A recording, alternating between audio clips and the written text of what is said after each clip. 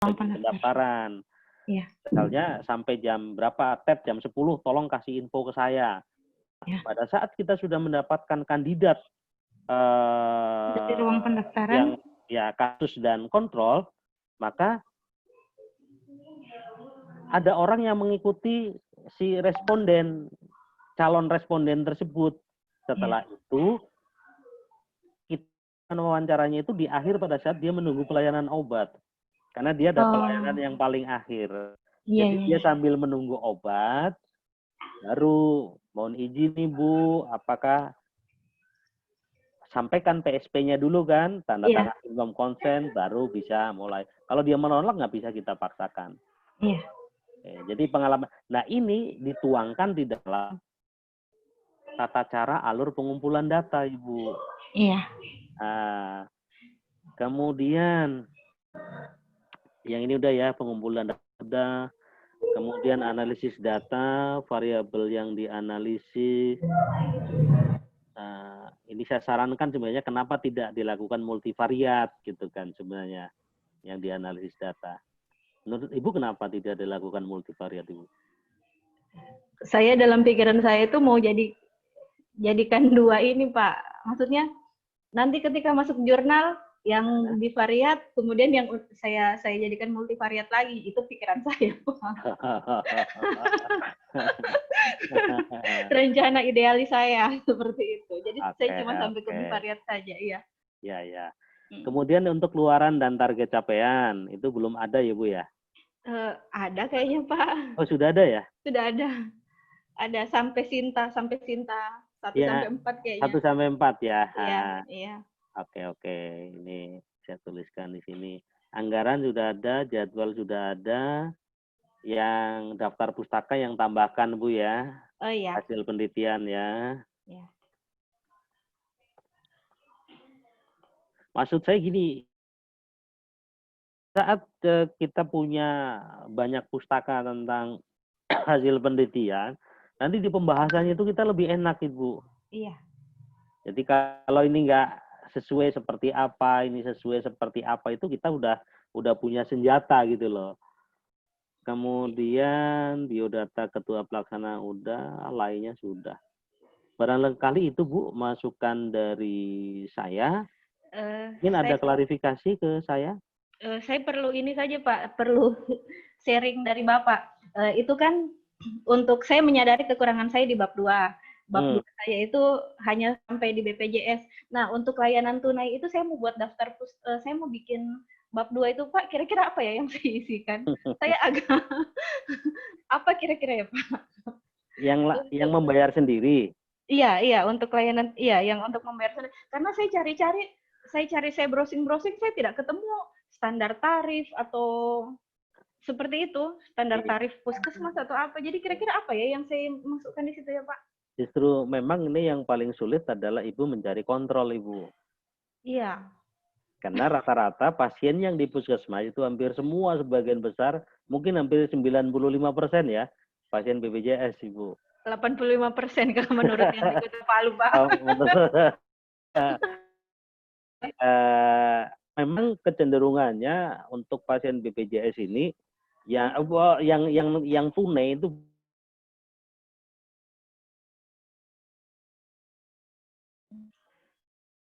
tapi ya tantangan, mungkin Ibu perlu melakukan studi pendahuluan. Kalau pas sampelnya kurang, maka rentang waktunya diperpanjang Ibu, jangan Januari Maret, tapi dilebarin lagi, dilebarin lagi sampai jumlah sampel mencukupi. Tapi kan 5 puskesmas, Pak. Jadi caranya gini, Ibu. Jadi begitu Ibu mendapatkan satu kasus, maka kontrol itu diambil puskesmas yang sama. Iya, rencana saya. Itu dituliskan Ibu di alur penelitian, alur pengumpulan data. Cara sampling ya, cara sampling ya. Atau di alur, di cara sampling ya Pak? Ya, cara sampling. Jadi yang pertama dipilih kasus. Begitu kita mendapatkan sampel kasus, maka sampel kontrol diambil pada puskesmas yang sama. Iya, baik. Oke. Terus ada lagi yang perlu diklarifikasi? Ya, hanya itu saja Pak tadi Pak. informasi di bab 2-nya apa tentang layanan tunai ini ya?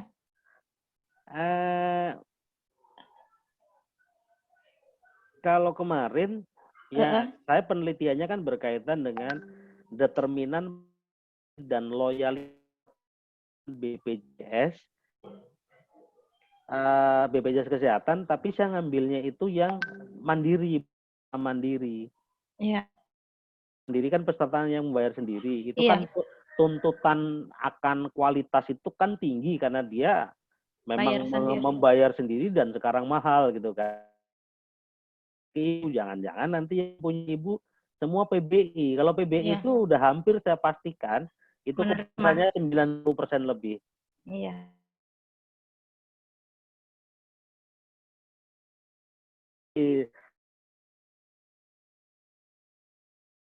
Ngobrol dengan pasien yang ada di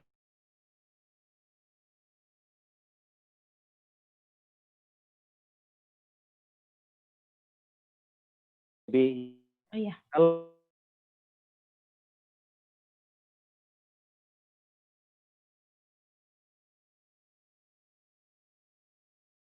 ya.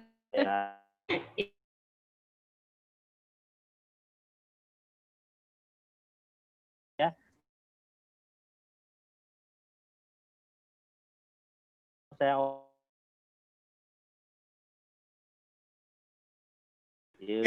terima kasih.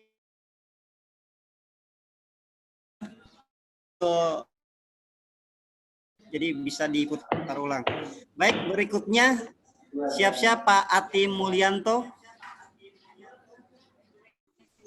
Siap. Silakan Pak, kameranya diaktifkan. Ya. Sudah boleh mulai nih? Halo Pak Atim. Ya Pak, Assalamualaikum. Ya, silakan Pak.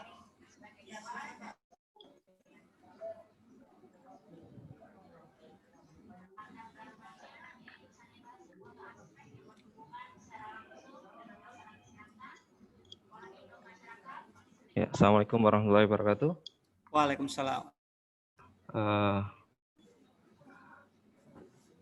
Pagi hari ini saya akan mempresentasikan proposal saya, judulnya tentang pengaruh penggunaan buku standar diagnosis keperawatan Indonesia dan buku diagnosis keperawatan Wilkinson edisi 10 terhadap tingkat ketepatan diagnosis keperawatan mahasiswa Poltekkes Palu dan perawat Badan Rumah Sakit Daerah Luwuk.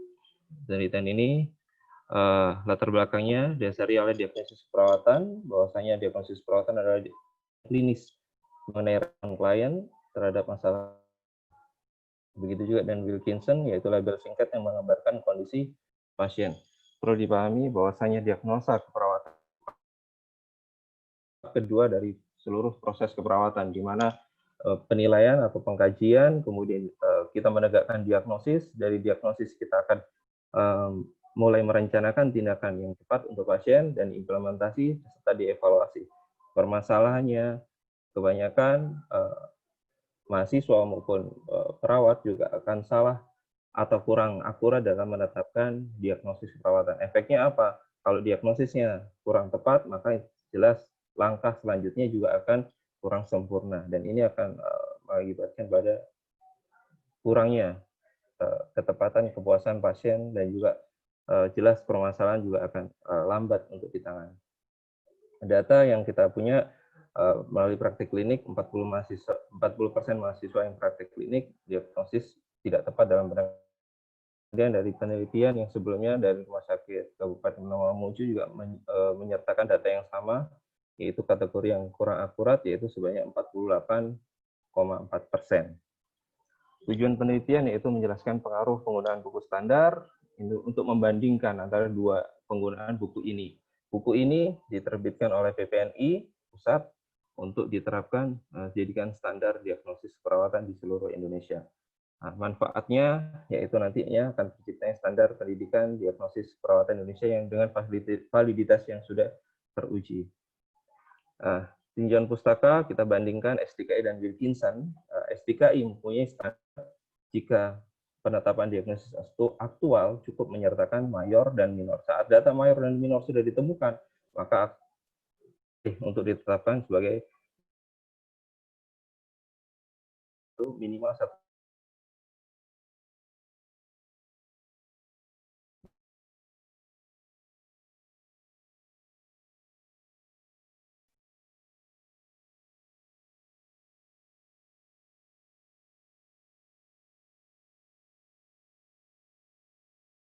batasan karakteristik.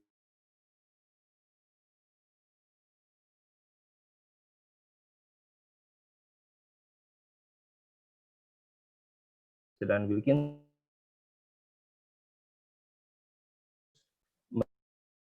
mempertimbangkan pun dua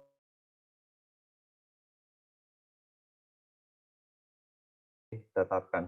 Sedangkan bedanya dengan SDKI, singkatnya ada data mayor, minor, boleh tidak. Kemudian dari etiologi harus ditemukan. Bahkan Wilkinson menyebutkan etiologi sementara boleh di etiologi yang tidak diketahui. Cara bacanya juga terjadi perbedaan, yaitu penulis dari mereka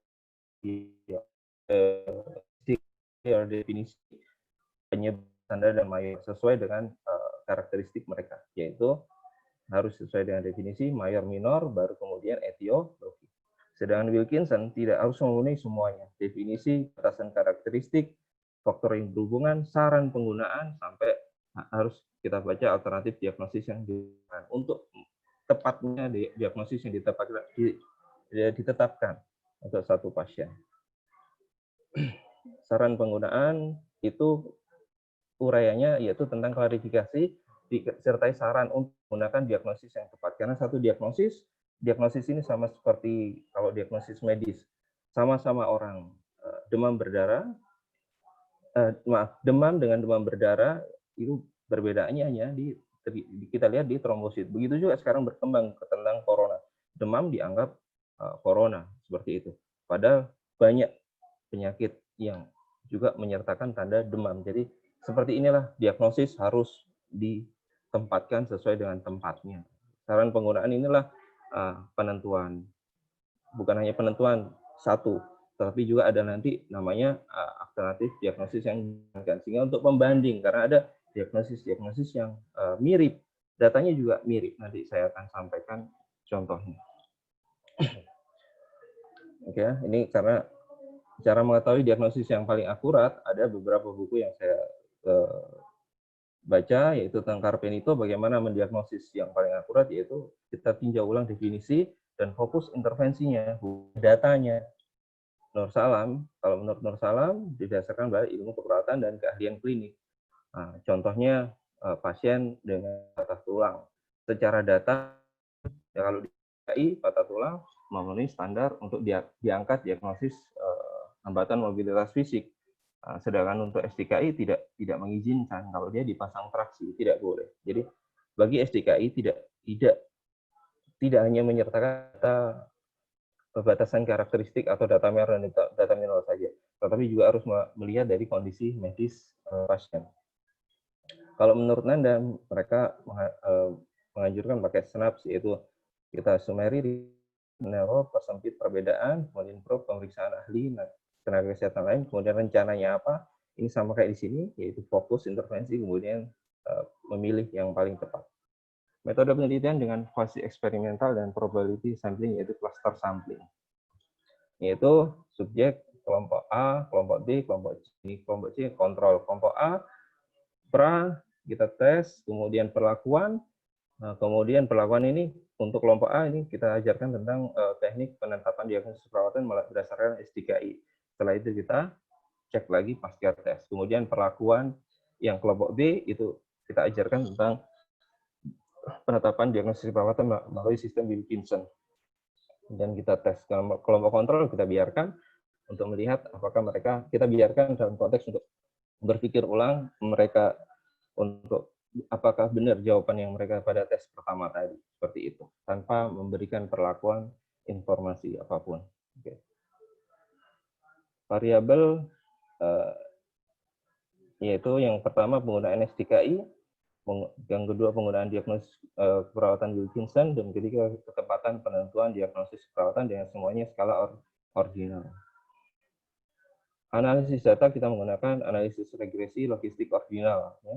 Kemudian karena kita menggunakan kategori dan skala yang bersifat tingkatan dan ordinal. Ya, ini salah satu contoh. Seperti ini contoh kasusnya. Karena saya menetapkan banyak diagnosis, saya menetapkan diagnosis yang mirip-mirip. Karena datanya di dalam buku STKI mirip-mirip, tetapi tidak ada penentu ini harus masuk ini harus ini, tidak. Nah, seperti ini kasusnya. Seperti ini. Sehingga saya menetapkan nanti pembandingnya adalah pakai yang tadi, 3 tadi cara, yaitu Nur Salam, maaf saya ulang, Scarpinito, Nur Salam, dan Nanda untuk sebagai pembanding benar atau tidak tindakan penetapan diagnosis. Jadwal penelitian yaitu kegiatan ini karena sampelnya nanti kita harapkan dari prodi keperawatan yaitu Toli-Toli, Poso, dan juga Palu untuk tingkat 3 karena mereka yang sudah mendapatkan dan sudah praktek klinik keperawatan. Ini biayanya total, maaf tidak sampai ke bawah, totalnya 19.700.000. Oke, terima kasih, itu yang bisa saya sampaikan. Lebih dan kurangnya saya mohon masukannya. Terima kasih. Terima kasih Pak Atim ya, Pak Atim Mulyanto ya. Iya. Oke.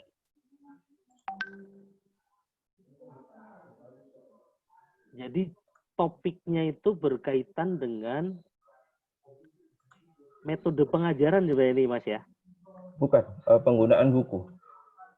Penggunaan buku. Iya. Tapi metodenya kan masih di mahasiswa kan? Iya. Belum mendiagnosis yang sebenarnya kepada pasien kan sebenarnya kan? Begini, Pak, saat saya ceritakan penelitian saya ke rumah sakit, pihak rumah sakit juga tertarik untuk melakukan penelitian ini. Mereka sudah menyediakan subjeknya juga. Jadi saya mau memakai juga akan menggunakan perawat rumah sakit daerah Luwu.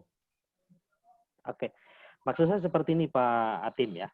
Gambaran saya ini kan mau dilakukan di 3 tempat ya, Poso, Toli-Toli, sama Palu.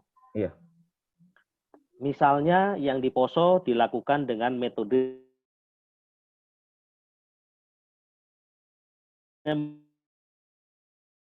yang di Toli-Toli kontrolnya misalnya. Iya. Ya, pertanyaan saya, metode pengajaran standar itu kurikulumnya menggunakan apa sekarang?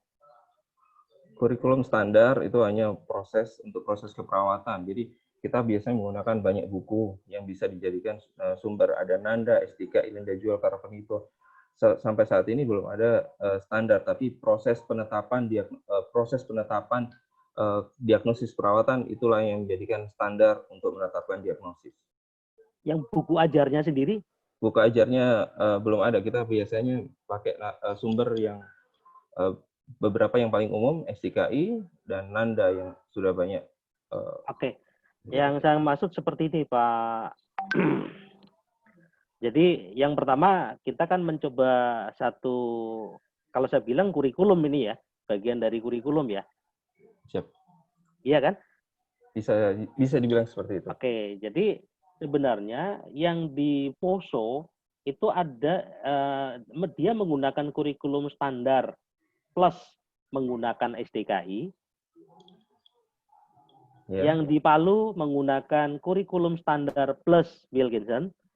Yang di Toli-Toli itu pure kurikulum standar. Oh, siap. Maksud saya kan nggak mungkin kita mengganti pengajaran wajib yang sudah ada, kecuali memang itu direkomendasikan. Jadi maksud saya kita hanya menambahkan ini loh, kalau misalnya orang ini dengan metode standar plus SDKI seperti apa peningkatannya, ini seperti apa peningkatannya.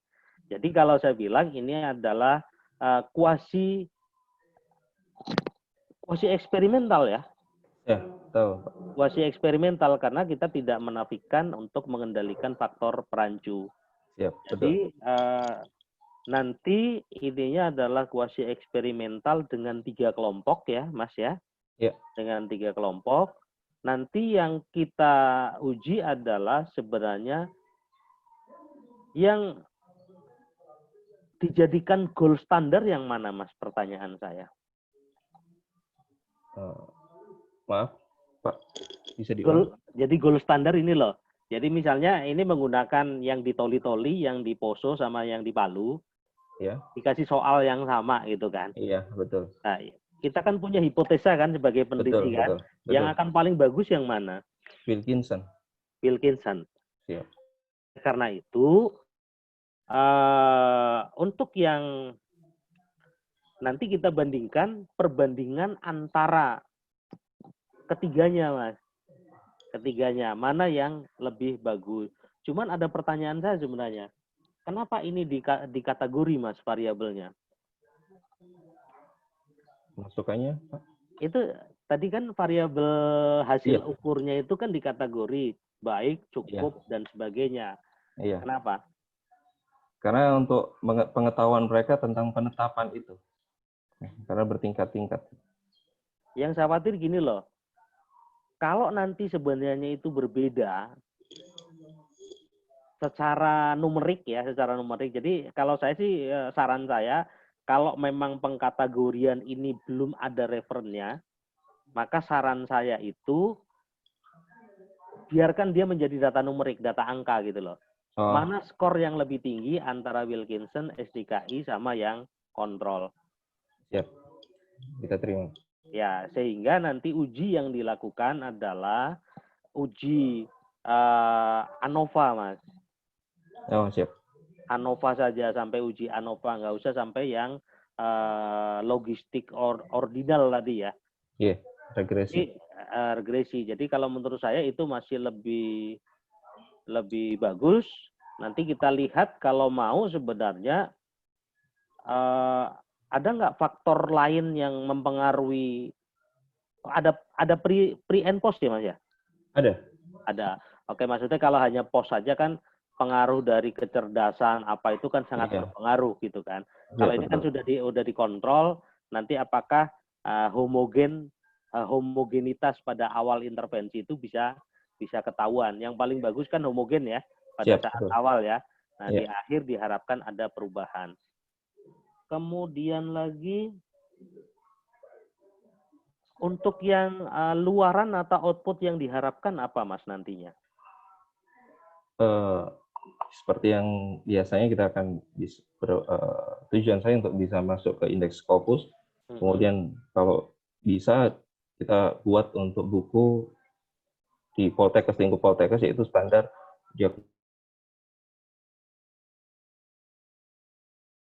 mengajarkan pada seperti itu. Paten bisa ya di sini ya? Insya Allah. Iya. Oke. Targetnya tahun keberapa itu? Kalau untuk buku perbandingan diagnosis sebenarnya saya sudah membuat. Jadi tinggal untuk membuktikan, untuk mengajukan saja. Sama yang roadmap-nya, Mas. Jadi begitu ini sudah terbukti secara hipotesa metode pengajaran tadi, yang metode ini lebih bagus, sebenarnya bayangan saya nanti bisa diuji secara real di rumah sakit ya. Kita bandingkan misalnya sementara yang baru menggunakan metode Wilkinson misalnya yang dari Poltekkes Palu misalnya atau Sulawesi Tengah. Nanti kita bandingkan dengan Poltekkes yang lain misalnya. Jadi wilayah lain. Jadi tapi sudah di ranah aplikasi yang ada di rumah sakit. Jadi diagnosisnya itu benar-benar udah praktis, bukan di level pengetahuan gitu loh. Betul. Itu tolong nanti dibuat dalam bentuk apa? Roadmap penelitiannya tahun ke berapa akan dilakukan itu dan sebagainya. Kalau ini luarannya kan udah kan. Jadi misalnya untuk yang jurnal nasional kapan, internasional kapan, kemudian yang berkaitan dengan apa? HKI-nya kapan dilakukan dan sebagainya. Barangkali itu saran dari saya, Mas. Mungkin ada yang perlu diklarifikasi? Cukup dari saya, Pak. Terima kasih masukannya. Ya, mungkin yang tadi jumlah sampelnya berapa tadi? Iya, sampel karena kemarin tuh kita belum masukkan karena kita harus menyesuaikan dengan jumlah tingkat 3 di masing-masing kampus. Jadi saya akan ambil paling minimal di salah satu kampus prodi keperawatan tadi. Tapi tolong besar sampelnya dihitung dulu dengan besar sampel untuk uji ANOVA, Mas. Oh, siap. Soal nanti ngambilnya adalah lebih dari jumlah sampel, misalnya populasi jumlah kelas berapa yang misalnya ditoli-toli atau di ini, nggak masalah gitu loh, nggak masalah. Iya. Tapi besar sampel minimal itu harus kita hitung untuk bisa membuktikan hipotesa perbedaan antara ketiga kelompok tersebut. Siap. Ya, oke, Terima clear. kasih. Mas Atim, selamat. Tolong diperbaiki ya, Mas Atim ya. Siap. Oke. Oke, baik. Terima kasih, Dr. Niko, Pak Atim. Berikutnya, Ibu Dafrosia Darmi. Silakan.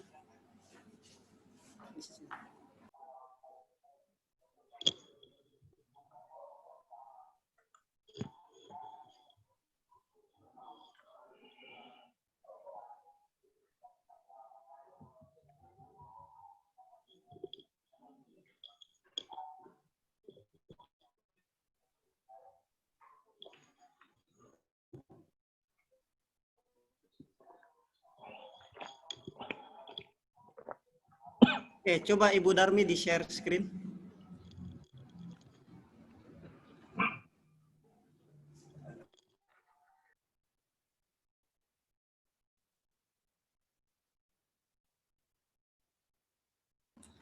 Waktu maksimal 10 menit ya. Silakan, Bu.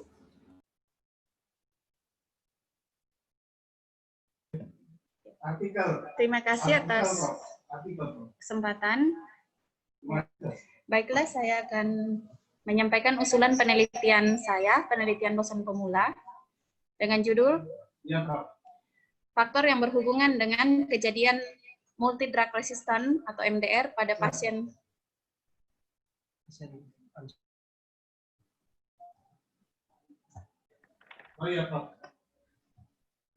faktor yang berhubungan dengan kejadian multi drug resistant atau MDR pada pasien tuberkulosis di peneliti utama saya sendiri dan anggota peneliti Ibu Dewi Nurfiana.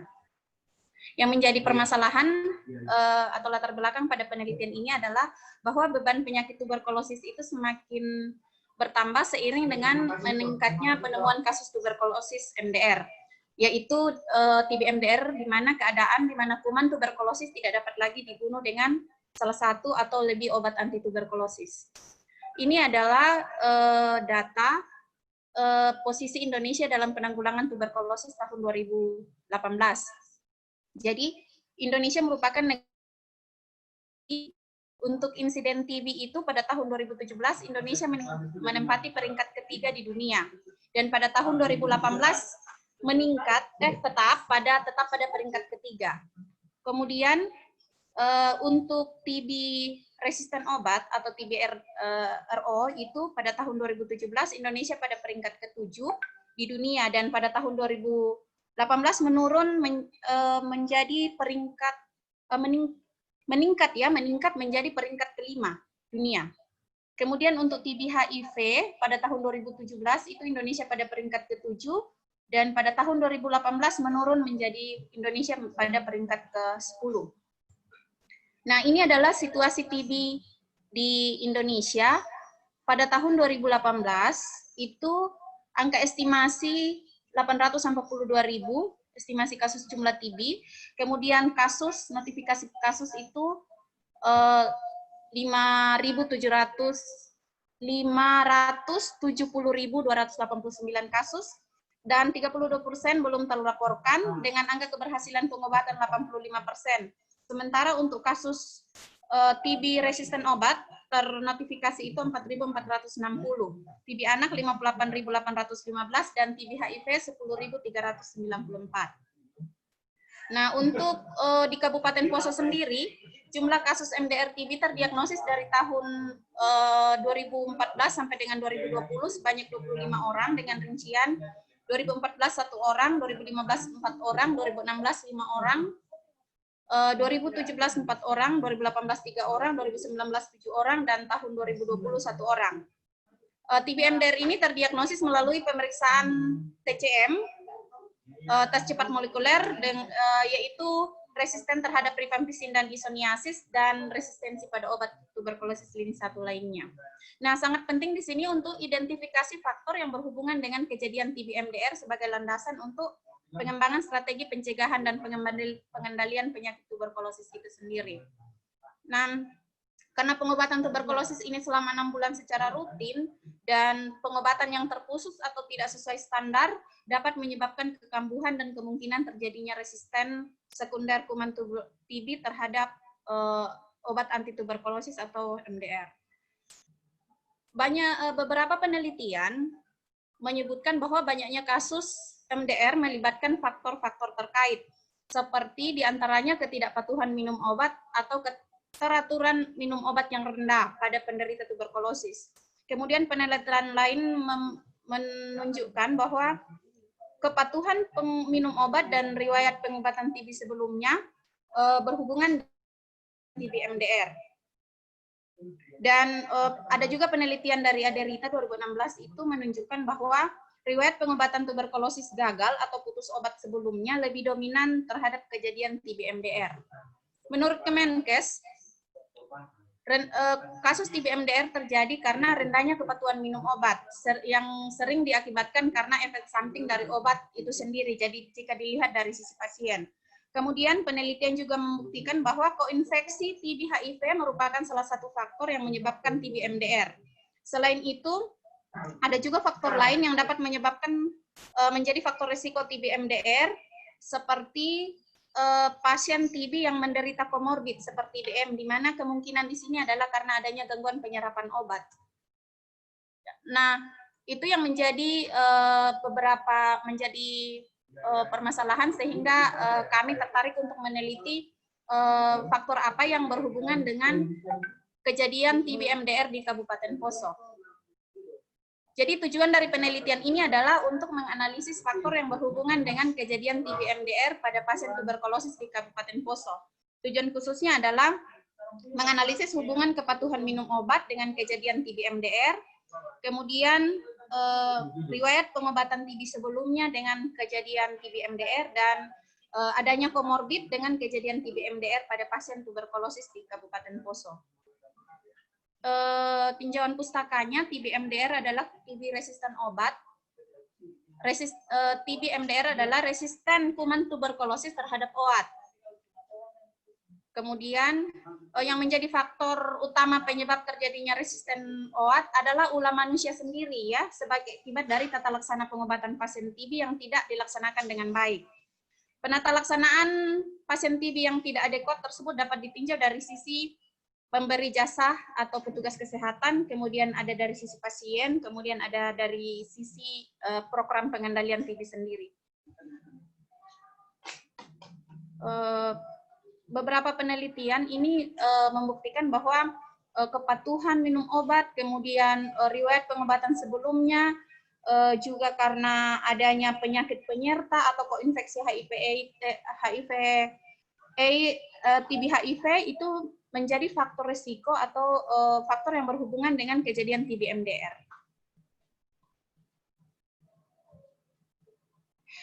Kerangka konsep penelitian, variabel dependen itu kepatuhan minum obat, independen, kemudian riwayat pengobatan TB sebelumnya, dan adanya komorbid.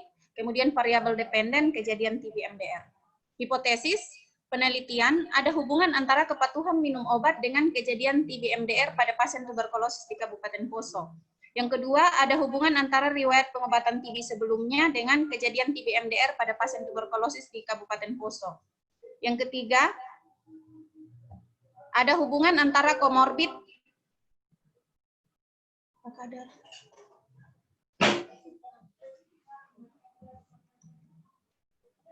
Ini tidak kelihatan ini.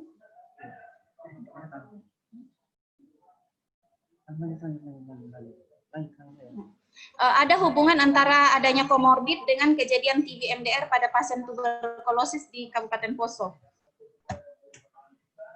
Jenis penelitian ini yaitu penelitian observasional dengan desain studi case control. Penelitian dilakukan dengan cara observasi retrospektif untuk mengetahui faktor yang berhubungan dengan kejadian MDR pada pasien tuberkulosis di Kabupaten Poso. Penelitian akan dilaksanakan di wilayah kerja Dinas Kesehatan Kabupaten Poso pada 24 puskesmas.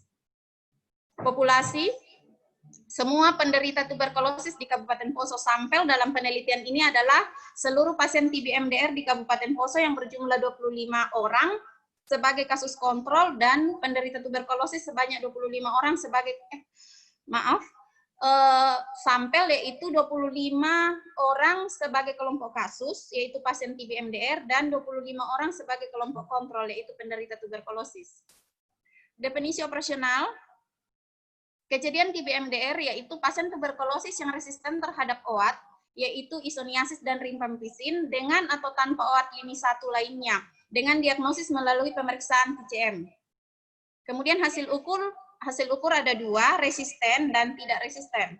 Resisten apabila hasil TCM menunjukkan RIF detected dan tidak resisten apabila hasil TCM menunjukkan not RIF detected. Yang kedua, kepatuhan minum obat. Kepatuhan minum obat adalah keteraturan pasien dalam menelan OAT, yaitu ketepatan waktu dan dosis sesuai aturan dan lama minum obat. Hasil ukurnya dua, patuh dan tidak patuh. Patuh apabila skor penilaiannya responden itu 100%, tidak patuh apabila skor responden kurang dari 100%. Kemudian yang ketiga, riwayat pengobatan TB sebelumnya yaitu riwayat diagnostik awal dan pengobatan TB sebelum didiagnosis MDR. Hasil ukur ada dua, pasien baru dan pasien pernah pengobatan TB. Pasien baru apabila pasien yang belum pernah mendapatkan pengobatan TB sebelumnya. Jadi ada kasus MDR, pasien itu tidak pernah pengobatan sebelumnya tapi resisten karena resisten primer. Jadi di Poso ada kasus yang karena dia merawat ibunya yang resisten sehingga dia juga resisten MDR. Kemudian pasien pernah pengobatan sebelumnya apabila pasien yang pernah diobati TB sebelumnya selama 1 bulan atau lebih. Kemudian yang keempat yaitu komorbid. Dalam penelitian ini yang dimaksud dengan ada atau tidaknya komorbid yaitu pasien koinfeksi TB HIV atau pasien menderita penyakit penyerta lainnya seperti DM, gagal ginjal, dan hepatitis. Hasil ukur yaitu komorbid dan tidak komorbid. Komorbid apabila pasien mengalami koinfeksi TB HIV atau menderita DM, gagal ginjal, dan hepatitis. Tidak komorbid apabila pasien tuberkulosis tidak menderita penyakit penyerta atau tidak ada infeksi lainnya. Pengambilan data akan dilakukan di 24 puskesmas di wilayah Dinas Kesehatan Kabupaten Poso dengan metode wawancara responden yang kemudian dilanjutkan dengan melihat kartu pengobatan pada POM TB01 dan rekam medis pasien. Penelitian ini akan melibatkan wasor Dinas Kesehatan dan pengelola program puskesmas di 24 puskesmas. Analisa data penelitian ini yaitu analisa data univariat dan bivariat. Univariat yaitu untuk distribusi dan persentase dari menggunakan tabel frekuensi dan persentase dari masing-masing variabel. Kemudian untuk analisis bivariatnya itu menggunakan uji statistik chi-square pada alfa kurang dari 0,05. Demikian yang dapat saya presentasikan, lebih dan kurangnya mohon maaf dan terima kasih.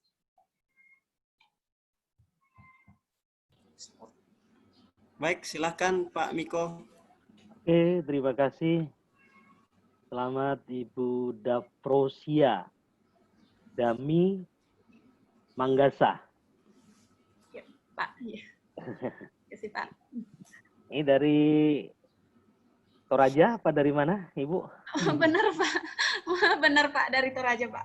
Dari Toraja. Kelihatannya kalau nama-nama dari Toraja ini. Oke. Berikutnya Ibu, yang pertama itu dari yang di latar belakang masalah Ibu. Iya, Pak. Jadi yang di latar belakang masalah Ibu tadi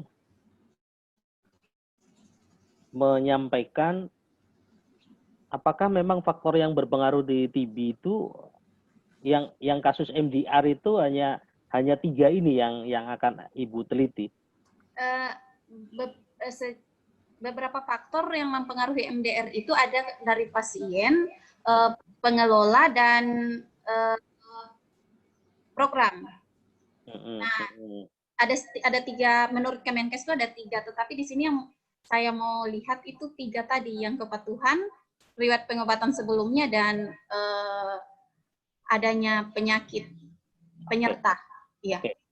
Kalau ini ada 3 faktor ya Bu ya, dari pasien sendiri, pengelola TB maupun dari program, itu yang akan saya konfirmasi itu berkaitan dengan tadi Ibu melakukan wawancara mendalam kepada semua pengelola program. Iya. Nanti untuk penelitiannya nanti itu kita melibatkan bersama-sama dengan, iya, untuk pelaksanaan penelitian nanti kan observasi retrospektif. Nanti akan melibatkan pengelola program di 24 puskesmas. Tapi bukan dalam konteks wawancara Ibu ya? Bukan. Mewawancarai pengelola program terhadap bukan ya? Bukan. Oke. Berarti dalam konteks ini, penelitian ini sebenarnya pure hanya melihat dari aspek pasiennya sendiri sebenarnya Bu. Iya, pasiennya, benar. Jadi yang Ibu lihat sebenarnya hanya pasiennya, karena itu kepatuhannya, riwayat pengobatan TB sebelumnya maupun komorbid. Ada 3 Ibu ya. Iya Pak. Oke. Berikutnya lagi Ibu. Ibu menggunakan studi kasus kontrol. Sekarang pertanyaannya tadi definisi operasional kasus adalah pasien yang didiagnosis atau hasil dari tes cepat molekulernya itu dia terdeteksi resisten terhadap rifampicin Ibu ya? Isoniazid dan rifampicin. Tadi kan rifampicin detected kalau nggak salah. Repress. Repress, oke. Iya. Jadi sebenarnya bukan hanya tunggal rifampicin, tapi termasuk isoniazid di sini. Iya, isoniazid. Oke. Kemudian ini kasus diambil dari tahun 2014 sampai 2020. Iya Pak. Ya. Iya, masih hidup Pak, sudah. Sudah. Yang masih hidup. Oke. Jadi itu munculkan dalam kriteria inklusi dan eksklusi, Bu. Jadi apa sih inklusi yang responden ini bisa diambil menjadi sampel kasus maupun diambil menjadi sampel kontrol? Apa kriteria eksklusinya? Ya. Oke. Berikutnya lagi pertanyaan saya, ada satu variabel independen yaitu riwayat pengobatan TB sebelumnya. Pertanyaan saya sebenarnya, apakah pertanyaan ini juga ditanyakan kepada pasien kontrol, responden kontrol? Gimana itu? Kontrol. Iya. Iya. Ditanyakan. Sebenarnya kan Ibu, kalau yang ini Bu ya, riwayat pengobatan TB sebelumnya, kan banyak pasien yang bukan TB. Misalnya pasien dari HIV, karena dia risiko untuk tertular TB, daya tahan tubuh yang rendah sehingga memudahkan maka semua pasien HIV itu kita screening untuk deteksi TB kan sebenarnya kan? Iya. Cuman saya masih agak bingung untuk mengkaitkan antara riwayat pengobatan TB sebelumnya untuk pasien yang kontrol, Ibu. Kalau untuk yang kasus nggak jadi masalah kan? Yang sebelumnya dia nggak TB, tiba-tiba dia langsung dideteksi TB MDR. Kalau yang kontrol seperti apa, Ibu? Kontrol mungkin nanti hasilnya kebanyakan pengobatan pertama ya Pak. Iya. Itu yang saya maksud, nanti begitu menjadi tabel. Nol. nggak bisa diuji statistik itu. Uji Ibu. statistik, iya, karena ada sel yang 0. Iya 0. Jadi ini harus hati-hati untuk variabel ini mau disertakan atau tidak gitu kan. Kalau 0 kan agak resikonya agak tapi kan itu ya. Mungkin nggak dokter, tidak semua yang MDR itu, tidak semua yang pengobatan gagal menjadi MDR atau pengobatan kambuh. Iya, jadi bisa saja pengobatan sebelumnya ini bisa terisi, dikontrol. Oke. Ya moga-moga bisa terisi. Cuman antisipasi saja. Saran saya sebenarnya gini. Ini saya berkaitan dengan kemungkinan publikasi ya. Jadi kalau bisa ditambahkan variabel independen yang lain, jangan hanya 3 ini gitu kan. Oh iya. Jangan hanya 3 ini. Saya sebenarnya tertarik dengan yang bahasanya status gizi misalnya. Oh, gizi. Status gizi kan imunitas gitu kan, sosial ekonomi itu kan juga menurut saya potensi untuk menjadi imunitas yang rendah sehingga dia akan berpotensi untuk menjadi MDR gitu kan. Tolong nanti dicari referensi-referensi yang lain. Kalau memungkinkan ditambahkan variabel, karena ini kan susah mencari kasus TB MDR Ibu ya. Jadi maksud saya sekalian kita penelitian, jangan tanggung hanya 3 variabel ini. Dan yang saya khawatir tadi, homogen Ibu. Kalau homogen nggak bisa dianalisis gitu loh. Kalau jawaban dari si responden itu homogen, itu nanti nggak bisa dianalisis gitu kan. Jadi kebetulan kalau di tempat kami penelitian TB MDR itu kita lakukan di 2017 ya. Selesai 2018 sehingga muncul laporan yang di WHO TB report ya. Global TB report itu yang hasil studi kami tentang MDR. Seluruh Indonesia kita lakukan. Jadi kita punya angka nasional. Setelah itu tahapan kita melakukan WGS, Whole Genome Sequencing, Bu. Oh, Whole Genome Sequencing. Jadi kita yang tahun ini kita dengan dana dari Amerika kita melakukan yang WGS tadi. Nah, Oke, saya lanjutkan lagi, Bu ya. Ini untuk yang metode pengumpulan datanya, Ibu. Kan ada wawancara langsung, ada yang Ibu mengambil dari TB01. Pertanyaan saya, gimana jika hasil wawancara Ibu dengan responden? Karena ini recall bias-nya itu kan sangat tinggi, Ibu. 2014 loh, Ibu. Sekarang 2014, sekarang sudah 2021 nanti Ibu lakukan ya. Berarti rentangnya itu sudah 7 tahun. Kemungkinan kan ingatan dia sudah nggak ingat dengan apa yang ditanyakan gitu. Nah, sekarang pertanyaan saya, Ibu kan tadi 2 sumber kan? Wawancara langsung dan Ibu menggali pada TB 01. Bantuan pengelola. Ya, jika berbeda mana yang Ibu gunakan? Iya, Pak. Jika hasil wawancara dengan TB 01 dengan TB 01 dengan tadi pengelola, Pak. Dengan pengelola itu yang digunakan. Pengelola, iya. Validasi dengan pengelola. Pertanyaan saya, kepatuhan riwayat pengobatan dan komorbid itu sebenarnya ada di TB 01 enggak? Di rekam medik pasien kalau komorbid, Pak. Di rekam mediknya ada, Pak. Oke. Jadi maksud saya gini, kalau pada saat Ibu lebih mempercayai data sekunder, sumber data sekunder bukan wawancara langsung, mau TB 01, rekam medis, atau yang di nasional ada namanya SITT Ibu sebenarnya. Iya, SITB Pak. Ada Pak, saya. Ada SITT. Pembantu penelitinya kebetulan di admin SITB-nya. SITT. Ada yang laporan khusus untuk yang TB MDR itu ada. Ada Pak. Ada.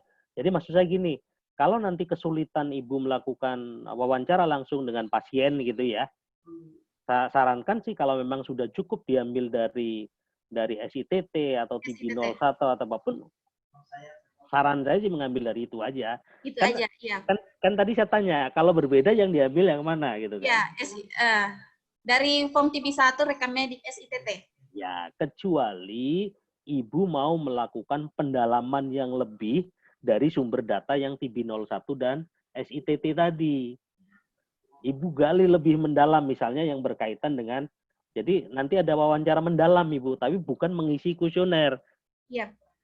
Jadi kita mengkonfirmasi lebih dalam, tapi tidak ke semua pasien untuk wawancara mendalamnya. Atau kita melakukan wawancara mendalam untuk lebih menggali misalnya yang di TB 01 misalnya, kepatuhan berobat. Kepatuhan berobat itu kan tadi Ibu definisinya itu dia pernah putus ya Ibu ya? Pernah putus berobat atau pernah apa tadi yang kepatuhan tadi? Kepatuhan berobat itu jadi ada kuesioner dia, Pak. Ada kuesioner untuk menilai, termasuk di situ dia punya PMO, kemudian ada beberapa pertanyaan. Minum obat tepat waktu, dosis, kemudian evaluasi ada di dalam, adanya PMO. Kalau di pedoman tata laksana pengobatan TB sebenarnya kan begitu dia terlambat, kan pengobatan ulang Ibu. Iya, sudah termasuk tidak patuh. Jadi satu saja dari tata laksana TB itu, pedoman tata laksana TB, satu yang tidak dia patuhi, dia sudah termasuk tidak patuh. Jadi maksudnya gini, kalau dia dasarnya adalah nanti adalah wawancara gitu kan, saya khawatirnya data itu sebenarnya ada di dalam buku catatan ya. Mau SITT, mau medical record atau TB 01 gitu loh. Jadi maksud saya yang menjadi pijakan utama yang data resmi itu gitu kan. Nah, kalau Ibu mau melakukan konfirmasi, sifatnya adalah menggali yang ingin tahu lebih mendalam, misalnya kepatuhan di puskesmas tercatat bahwa orang ini tidak patuh misalnya kan. Tapi kan nggak dijelaskan kan berapa dia terlambat minum obatnya, kemudian mungkin kenapa dia sampai sampai tidak patuh, apakah karena side effect obat atau karena obat di puskesmasnya sering nggak ada atau apa. Itu yang barangkali perlu dilakukan wawancara dengan si respondennya gitu kan. Iya nggak Ibu? Iya Pak, benar. Itu kan nggak ada di laporan TB 01 kan nggak ada, SITT nggak ada gitu kan. Jadi maksud saya yang Ibu wawancara langsung lebih berkaitan dengan menggali atau mengklarifikasi yang dari dokumen resmi Ibu untuk meminimalisir recall bias. Ya, clear ya? Iya Pak. Oke, kemudian, nah, ini memang yang kasusnya tadi sebanyak berapa? 25 ya? 25 MDR, Pak. 25. Itu tersebar di 24 puskesmas? Saya belum detail puskesmas ini berapa. Saya baru akan tindak lanjuti, tapi untuk wilayah, untuk Poso kan 24 puskesmas. Jadi saya sampaikan aja 24, tapi kemungkinan ada puskesmas yang tidak punya MDR. Betul, jadi realnya adalah nanti puskesmas yang akan dijadikan lokasi penelitian adalah yang punya MDR. Yang mempunyai kasus MDR. Nah, untuk pemilihan kontrol, saran saya adalah waktu pengobatannya sama dengan kasus. Waktu pengobatan. Nah, jadi maksudnya supaya Ibu nggak bingung milihnya gitu maksud saya. Diambil di puskesmas yang sama dengan kasus. Oh iya. Ya, jadi ada ya paling tidak supaya akan kita di dalam pengorganisasian lapangan waktu kita pengumpulan data. Barangkali itu sebentar lagi ada lagi enggak? Saran saya Ibu masukkan Ibu ya dari sosial ekonomi, dari umur.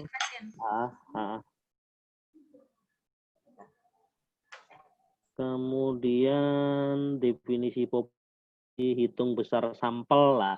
Nah, besar sampel walaupun jumlahnya 25 kasus tetap harus dihitung Ibu. Kan Ibu membuktikan hipotesis kan? Iya kan? Ya, Pak. Kalau membuktikan hipotesis harus dihitung besar sampelnya, cukup enggak untuk membuktikan hipotesis tadi. Sama dengan Pak siapa yang Ibu siapa yang tadi itu Ibu harus menghitung besar sampel untuk studi kasus kontrol. Kemudian kriteria inklusi kasus, kriteria inklusi kontrol, kemudian jelaskan lebih detail alur pengumpulan data. Jadi pengumpulan datanya ke puskesmas, ke dinas dulu, ke puskesmas dulu, data apa yang diambil TB01, SITT atau apa, kemudian apa data yang perlu diambil dari pasien, diklarifikasi dan sebagainya. Saran saya sebenarnya ada sebenarnya. Jadi yang kualitatif tadi adalah menggali lebih mendalam berkaitan dengan kepatuhan, lebih mendalam berkaitan dengan komorbid, dengan pengobatan gitu kan. Tapi lebih banyak sih di kepatuhan menurut saya. Karena jadi satu yang berkaitan dengan perilaku. Kalau kan memang sudah ada pada diri kita kan. Nah, kemudian riwayat pengobatan juga ya memang kita baru itu kan. Tapi kalau yang kepatuhan ini perilaku barang nanti ke program ini Ibu kepatuhan ini yang paling besar nanti rasionya gitu kan. Karena dari kepatuhan ini Ibu menyarankan bahwa penguatan PMO, program dalam milih PMO dan sebagainya nanti muncul di situ Ibu. Terus saran saya satu lagi sebenarnya saran masih dari pengelola program puskesmas itu sangat penting Ibu. Ya. Jadi yang pengelola program juga sebaiknya saran saya itu dimasukkan menjadi bukannya di aspek pasiennya ya, tapi di pengelola program. Tapi pengelola program itu tidak semua puskesmas Ibu nanti menjadi informan. Saran saya nanti cukup FGD saja Ibu. Jadi untuk puskesmas-puskesmas yang kasusnya banyak gitu kan, misalnya dari 5 puskesmas, di FGD-kan aja pengelola programnya Ibu. Untuk mendapatkan apa sih kontribusi puskesmas di dalam KMDA. Dia bisa cerita kan, oh dulu mungkin pernah kosong obat di tempat kami. Oh misalnya di wilayah kami memang sosial ekonominya sangat rendah, pengetahuannya sangat rendah. Jadi itu yang digali dari aspek provider dalam ini ya, provider atau pengelola. Ya, maksud saya lebih hidup gitu loh Ibu. Kalau cuma membahas 3 ini kayaknya menurut saya, apalagi kalau homogen itu loh yang hati-hati kalau homogen kan. Yang tadi kalau misalnya atau ketemu hanya 1 aja, kan uji statistiknya sudah bermakna Ibu gitu kan. Oke ya, saran dari saya itu mungkin ada yang perlu diklarifikasi Ibu. Tadi Pak, tadi berarti kalau dari sisi pengelola program, berarti saya tambahkan variabel nih Pak. Tambahkan variabel dan dirubah di kerangka konteksnya gitu kan. Jadi misalnya kan bagaimana persepsi si petugas dalam konteks terjadinya MDR gitu kan. Peran petugas. Persepsi petugas ya, kalau menurut saya ya. Ya, persepsi petugas terjadinya kasus MDR gitu kan. Apakah karena aspek kepatuhan kah, atau komorbid kah, atau sosial ekonomi kah? Jadi dia bisa menyampaikan dari pendapat pengelola programnya dia, maupun dia memandang tentang pasiennya. Iya. Gimana? Tapi kalau terlalu panjang ya hanya dari aja. Ya providernya Pak. Providernya aja. Nah. Ya, saran saya itu ya. Satu lagi Pak. Ya, silakan. Pak, nggak bisa begini saja. Bisa aja kuanti, jadi misalnya Ibu di kuanti. Cuman yang jadi masalah kalau kuanti kan gini Ibu, ya. Dari 2014 sampai 2021 nanti Ibu penelitian, kan petugasnya pasti udah berganti-ganti Ibu. Petugasnya pasti udah berganti-ganti, kan rotasi di puskesmas sangat tinggi Bu. Sekarang jadi pengelola program, tahun depan dia udah dilempar ke puskesmas lain. Tahun depan dia udah dilempar ke responden untuk yang bisa menggambarkan kondisi 2014 sampai sekarang gitu loh. Jadi kenapa saya sarankan kualitatif bukan kuanti, karena akan sulit memilih responden. Jadi nanti waktu yang FGD dipilih kandidat responden FGD adalah petugas puskesmas yang dia tetap mengelola program DIBI dari 2014 sampai 2000. Kan informasinya utuh kan jadinya kan. Oke. Ya Pak. Nggak apa-apa lah.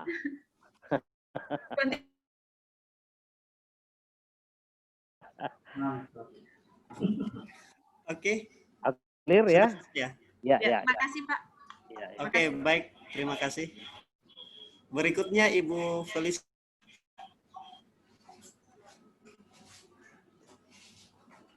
Silahkan di-share materi proposalnya.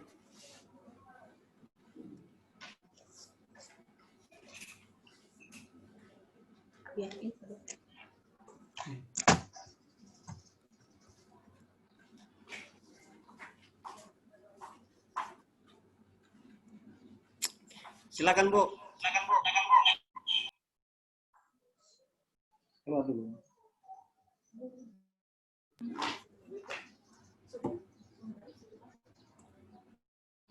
Berapa ada lagi? Oke, ya, sorry.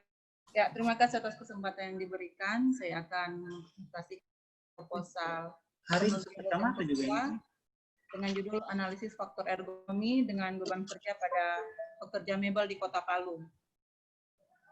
Latar belakang ergonomi ini sebenarnya membahas secara umum tentang manusia yang bekerja dengan pekerjaannya serta desain dari objek yang digunakan. Jadi ergonomi untuk menjamin kalau pekerjaan dari setiap tugas yang dilakukan itu sesuai dengan kemampuan dan kapasitas dari pekerja. Nah, peran ergonomi itu untuk meningkatkan faktor keselamatan dan kesehatan kerja. Antara lain itu desain untuk mengurangi nyeri dan sistem kerangka dan otot manusia, serta desain kerja untuk alat peraga visual menurut Tarwaka 2004. Pembuatan model dilakukan melalui beberapa tahap dan dalam setiap aktivitasnya melibatkan beberapa seperti, salah ketik kayaknya pembuatan mebel bukan model. Seperti mengangkut, memotong, membentuk, menghaluskan sampai pada tahap akhir. Nah, di sini biasanya menggunakan peralatan elektrik yang ada tekarannya. Dan bila secara terus-menerus akan menimbulkan ketegangan otot serta meningkatkan denyut nadi pada tubuh.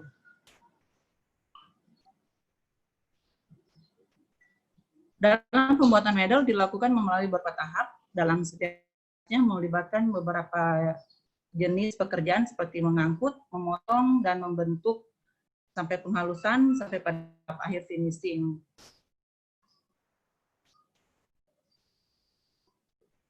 Meningkatnya denyut nadi, paparan debu, serta itu stasiun kerja juga tidak dirancang berdasarkan antropometri pekerja. Posisi dari pekerja itu tidak ergonomis. Aspek ergonomis itu sangat memegang peranan penting dalam pekerjaan mebel, baik dari beban kerjanya yang diangkut, posisi dan lingkungan kerja, menurut Granjen dalam Nurnianto 2003. Nah, rumus di sini yang pertama, apakah ada hubungan antara umur dengan beban kerja pada pekerja mebel Kecamatan Mantikulore Kota Palu? Apakah ada hubungan antara status gizi dengan beban kerja pada pekerja di Kecamatan Mantikulore Kota Palu? Kemudian yang ketiga, apakah ada hubungan antara lama kerja dengan beban kerja pada pekerja di Kecamatan Mantikulore, Kota Palu.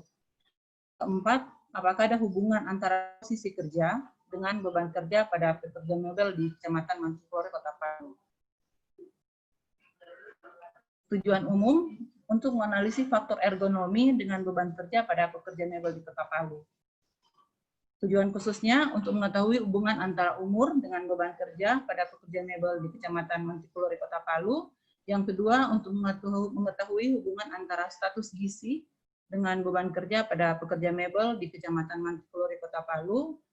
Yang ketiga, mengetahui hubungan antara lama kerja dengan beban kerja pada pekerja mebel di Kecamatan Mantikulore, Kota Palu. Dan yang keempat, mengetahui hubungan antara posisi kerja dengan beban kerja pada pekerja mebel di Kecamatan Mantikulore, Kota Palu. Untuk kerangka konsep,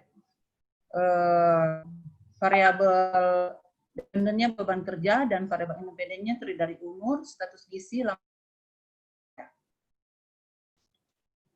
Untuk metode penelitian dalam hal menggunakan jenis penelitian field profesional di Kecamatan Mantikulore, yang diperkirakan dilaksanakan pada bulan Maret sampai Juli tahun 2021 dengan seluruh populasi pekerja mebel di Kecamatan Mantikulore sebanyak 129 orang dengan sampelnya 70 orang menggunakan random sampling.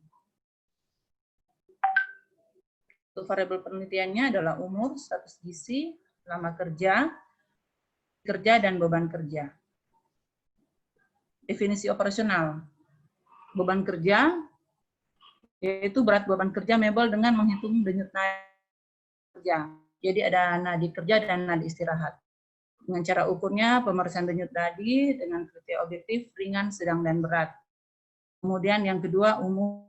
Jadi usia responden pada saat penelitian dinyatakan dalam tahun, dengan cara ukurnya wawancara. Kriteria objektifnya 18-35 tahun, dan yang kedua di atas 35 tahun. Kemudian status gizi. Jadi keadaan gizi pada pekerja mebel dihitung berdasarkan badan dan tinggi badan. Kemudian cara ukurnya dengan penimbangan dan pengukuran tinggi badan. Kriteria objektifnya normal pada IMT 18,5 sampai 25 dan tidak normal pada IMT kurang 5 dan lebih dari 25. Untuk lama kerja, bagaimana lamanya pekerjaan membuat mebel dalam setiap hari dinyatakan dalam cara ukurnya dengan wawancara, kemudian kriteria objektifnya pertama 1, lebih dari 8 jam, dan 2, kurang dari 8 jam. Kemudian sikap kerja. Di sini sikap kerja, gambaran posisi badan saat bekerja. Jadi kita melakukan observasi dengan kriteria baik jika bekerja dalam sikap alami, dan tidak baik jika bekerja dalam sikap tidak alami. Cara pengumpulan data primer dengan melakukan pemeriksaan dan observasi langsung terhadap pekerja mebel di Kecamatan Mantikulore, Kota Palu, dan data sekunder didapatkan dari Kecamatan Mantikulore, Kota Palu. Cara pengumpulan datanya dengan alat penelitian, yang pertama kita menggunakan kuesioner, timbangan digital, microtoys, dan stopwatch. Terima kasih. Saya kembalikan ke moderator. Baik, terima kasih. Silakan Pak Miko.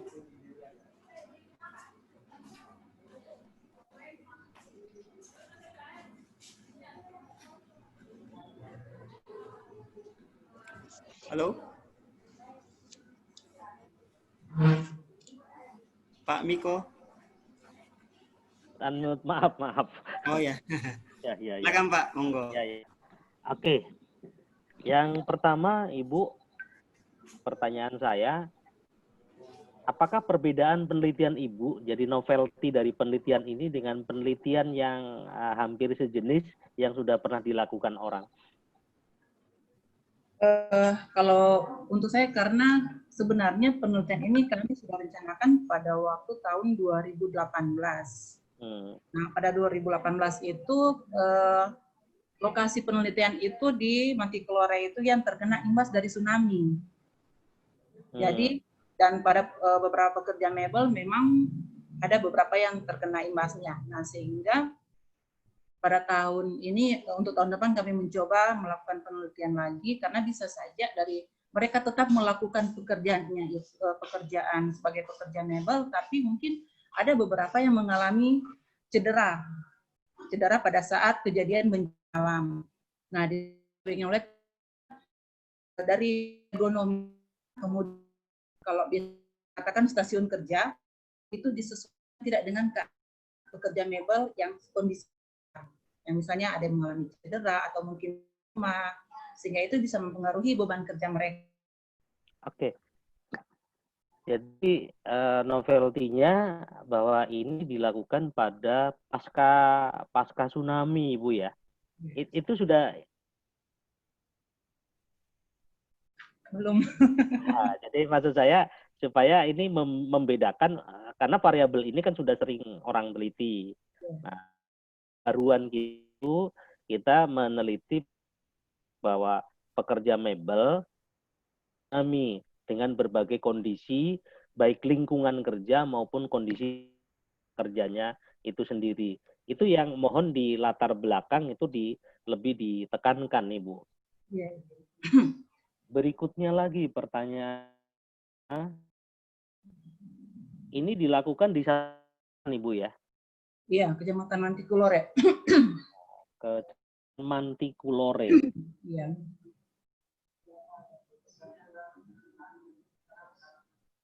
Pertanyaan saya untuk skala produksinya ya, beda dari stasiun yang ada di kecamatan ini? Kalau untuk berbeda, kalau produksi itu hampir sama, Pak. Mereka memproduksi lemari, kursi, dan juga kusen pintu. Sama semua. Oke. Jadi maksud saya gini, ini dimasukkan dalam kriteria inklusi dari stasiun atau pabrik mebel lah ya, pabrik mebel yang akan kita lakukan penelitian. Karena saya khawatir gini, ada satu pabrik misalnya yang fasilitasnya lengkap dengan pemodalnya kan baik misalnya kan, tentunya nanti hasilnya kan akan berbeda dengan pabrik yang dengan fasilitas dan sarana kurang memadai. Sehingga saran saya sebenarnya observasi lingkungan kerja harus Ibu lakukan penelitian, Ibu kumpulkan datanya. Jadi misalnya di dalam stasiun ada berapa jumlah pekerjanya, kemudian jenis pekerjaannya apa saja, apakah pekerjaan itu bergilir misalnya. Yang di sini dia hanya membuat rangka, yang ini dia mengamplas, yang di sini dia memelitur. Akhirnya kan sebenarnya posisi kerja itu akan monoton kan sebenarnya. Pekerjaan A sampai Z itu dikerjakan oleh satu orang. Nah, ini yang akan berkaitan sebenarnya pertanyaan saya berkaitan dengan observasi yang akan Ibu lakukan untuk melihat bagaimana posisi ergonomi. Kalau misalnya dia berganti-ganti dalam satu hari dia mengerjakan 10 jenis pekerjaan yang akan Ibu observasi. Oh, ya, mengerti ya. Ngerti saya. Iya kan? Iya. Ibu mengamatinya 1 jam. Padahal dalam hari dia ganti jenis pekerjaan. Berarti maksudnya Bapak, saya harus menyesuaikan misalnya pada pekerja satu itu, pekerja A misalnya, dia konsekuensinya pada misalnya pas, kemudian ada yang B, ada memotong, kemudian yang C, finishing. Betul. Jadi kalau bisa, kalau bisa sih pekerjanya saya harapkan sih homogen ya. Jadi apakah kita mau konsentrasi yang semua gitu kan? Orang itu misalnya hanya mengecat saja atau dia membuat rangkanya gitu kan? Kalau bisa homogen, karena kalau homogen tadi akan berkaitan dengan bagaimana Ibu mengukurnya gitu kan? Kalau misalnya yang berbagai pekerjaan kan Ibu mengukurnya harus selama jam nah, itu mohon hilangkan. Saran saya sih yang homogen, Ibu. Jadi yang misalnya yang dia memang membuat dia nggak melakukan yang finishing itu nggak dia lakukan misal itu.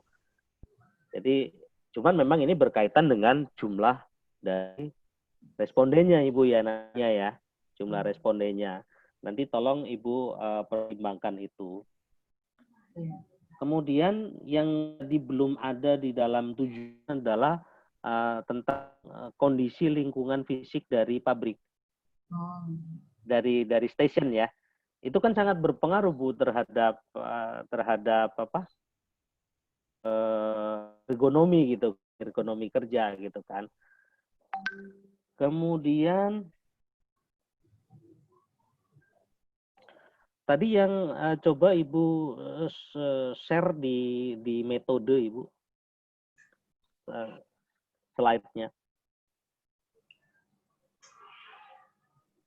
Sebentar Pak, saya buka lagi. Iya. Kalau saya penelitian tentang pekerja sektor informal dulu tahun berapa ya? Ada 10 jenis pekerja yang ergonomi kerjanya, Ibu. Dari batu bata, pengambil sawit, wayang kulit, pengrajin kuningan, dari Direktorat Kesehatan Kerja dulu ada tuh.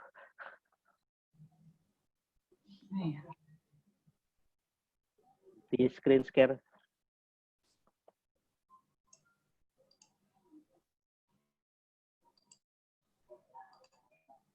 Oke, saya di tempat saya. Metode Pak ya? Iya.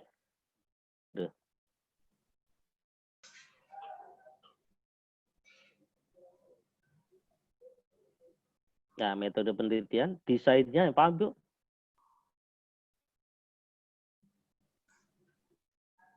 Yang slide mana, Pak? Dari desain penelitian dari pertama. Ya, kerangka konsep ini. Nah, kerangka konsep. Nah, kerangka konsep karena berkaitan dengan tadi yang saran saya melihat lingkungan kerja, mungkin ditambah di sini mungkin ya, Bu ya. Atau lah mungkin ya. Berarti masuk di variabel independen, Pak ya? Iya, independen ya.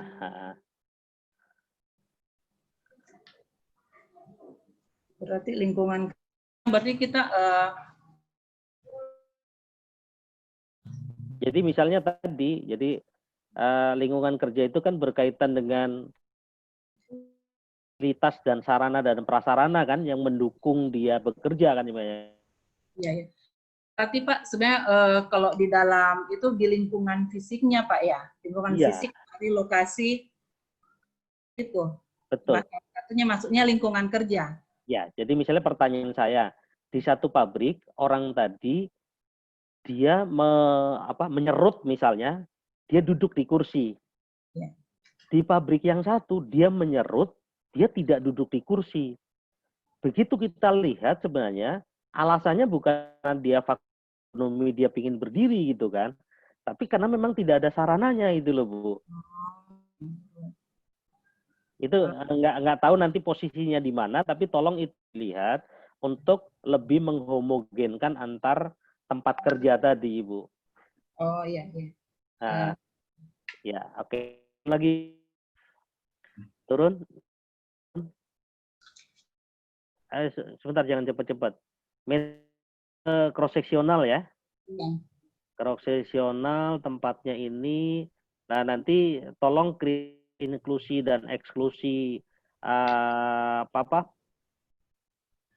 stasiun yang akan diambil, ambil semuanya atau Ibu akan menghomogenkan tempat kerja gitu kan, menghomogenkan stasiun. Kalau misalnya menghubungkan stasiun itu kan tujuannya tadi kita ambil yang misalnya punya pemodal besar gitu misalnya kan, sehingga otomatis kan sarana prasarana dia terpenuhi gitu misalnya, atau semuanya diambil tetapi kita membuat pertanyaan untuk meminimalisir perbedaan itu yang bukan karena kesalahan dari si pekerjanya, tapi karena fasilitas yang ada. Oke. Kemudian untuk sebentar.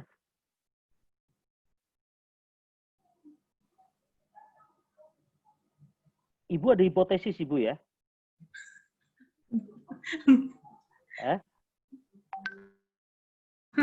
Kenapa? Lupa kayaknya ini Pak Muhtar. Ya, kan ada hipotesis itu kan. 1, 2, 3, 4. Ya, saran saya karena ada hipotesis, maka rumus besar sampelnya tidak bisa menggunakan rumus sampel untuk ngasih proporsi, Ibu. Yang Ibu gunakan adalah besar sampel untuk uji hipotesis, variabel dependennya apa? Variabel dependennya dikategorikan. Berarti uji hipotesis beda 2 rata-rata.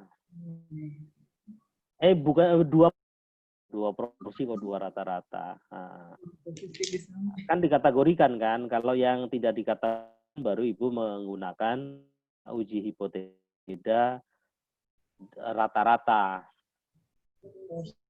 Ini proporsi, iya. Cuman kalau Ibu menggunakan uji hipotesis 2 rata juga nggak masalah, Ibu. Syaratnya adalah yang beban kerjanya itu dibiarkan menjadi tidak kita kategorikan. Jadi skor namanya ini minimal 75 sampai 105 ya, Bu ya. Ada denyut nadi, Pak. Diukur dari denyut nadi. Berat beban kerja mebel dengan denyut nadi selama bekerja itu 10 dibagi waktu kali ini. Ini kapan mengukur beban kerjanya, Ibu? Secara teori, Pak, untuk kalau pengukuran beban kerja itu diukur pada saat rentang waktu kerja. Jadi bukan pada saat memulai, bukan juga pada, jadi pada tengah-tengah, misalnya 8 jam, kita mengukur di tengah-tengah di jam keempat, tapi sebelum beristirahat. Ada di ini pengumpulan data seperti itu dijelaskan? Belum ada, Pak. Nah, dijelaskan. Jadi ini juga sebaiknya langsung dimunculkan aja. Waktu pengukuran dilakukan adalah rentang waktu kerja, gitu kan. Jadi rentang waktu kerja kalau dia 8 jam ya misalnya dia pada 4. Tapi kalau misalnya dia bekerja pagi 4 jam, sore 4 jam, siangnya 12 sebelum istirahat, Pak. Dia jadi sebelum istirahat. Oh, sebelum istirahat tapi masih di rentang itu ya, Bu ya. Ya. Oke. Jadi ini mohon agak didetilkan, Ibu, di cara mengukurnya. Oke, berikutnya lagi desainnya cross seksional ya, benar ya, waktunya. Kemudian sebentar. Luaran yang diharapkan dari penelitian, Ibu? Publikasi, Pak, di paling tidak Sinta 3 lah. Oke.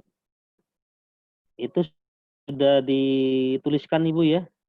Di anggaran saya sudah masukkan, Pak. Biaya, iya, publikasi. Di anggaran sudah dimasukkan, ya. Tapi di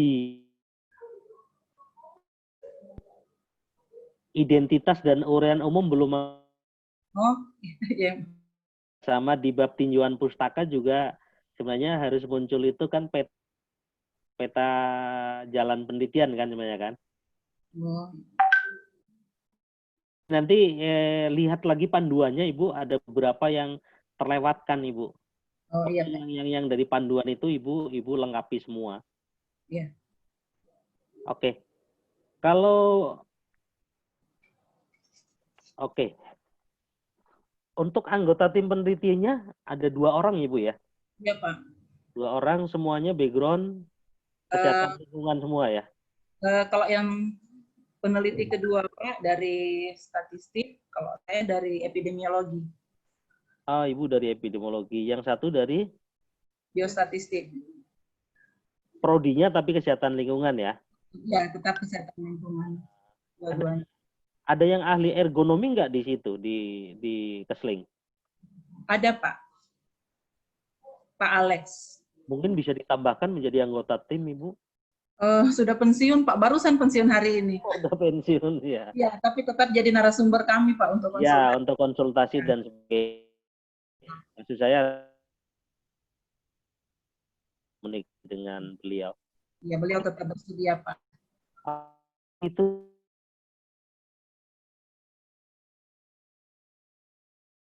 Yang untuk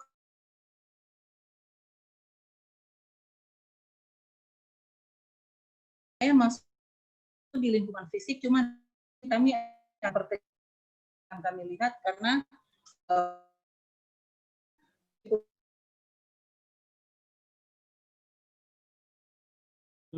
apa bisa begitu di lingkungan fisik, tapi nanti beberapa fisik akan kami sempitkan yang dapat mempengaruhi. Ya, coba nanti cari teori lagi gitu kan. Ini Ibu, yang tadi saya kemukakan bahwa orang itu dia melakukan bekerja tidak ergonomi itu bukan kemampuan dia gitu kan, tapi ini berkaitan dengan fasilitas dan prasarana yang tersedia di tempat kerja di. Nggak tahu nanti Ibu cari cara teori itu, karena untuk kalau misalnya semua pabrik tanpa membedakan yang besar kecil tidak sarananya gitu kan. Nah, kan ya yang tidak itu adalah pada yang skala kecil atau yang mengerjakan bagian gitu.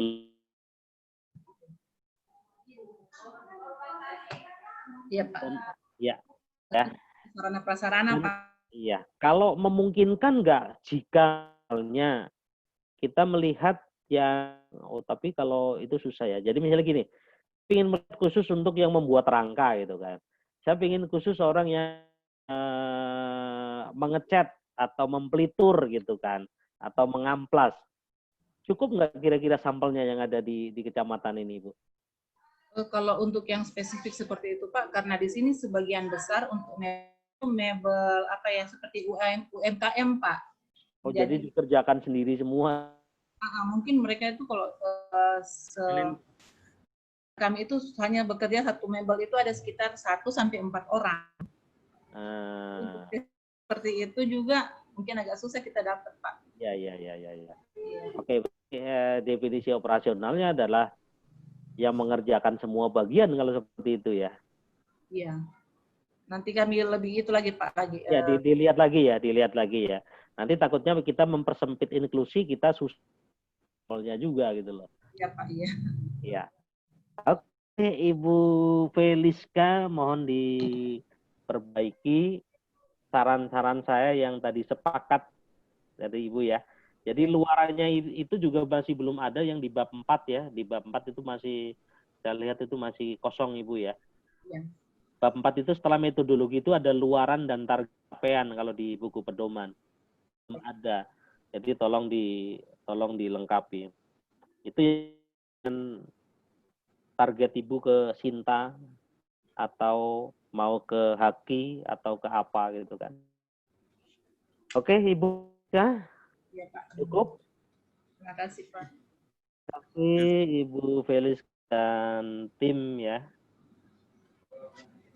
Baik, sekarang kita masuk pada presenter terakhir untuk sesi pertama. Ibu Hastuti Usman. Silakan Bu, ditampilkan PowerPoint-nya.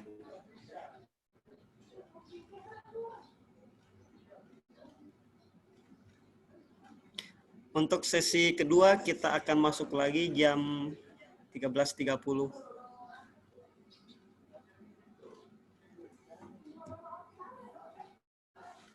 Sudah terlihat, Pak. Silakan di full screen PowerPoint-nya.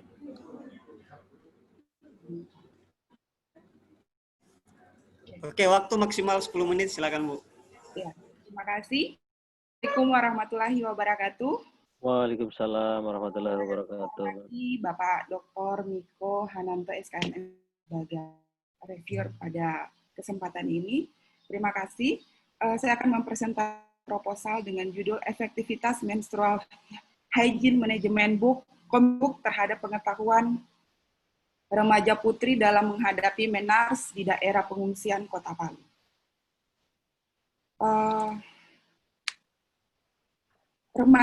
Masa remaja adalah salah satu periode perkembangan manusia yang merupakan masa perubahan atau peralihan dari masa kanak-kanak ke masa dewasa.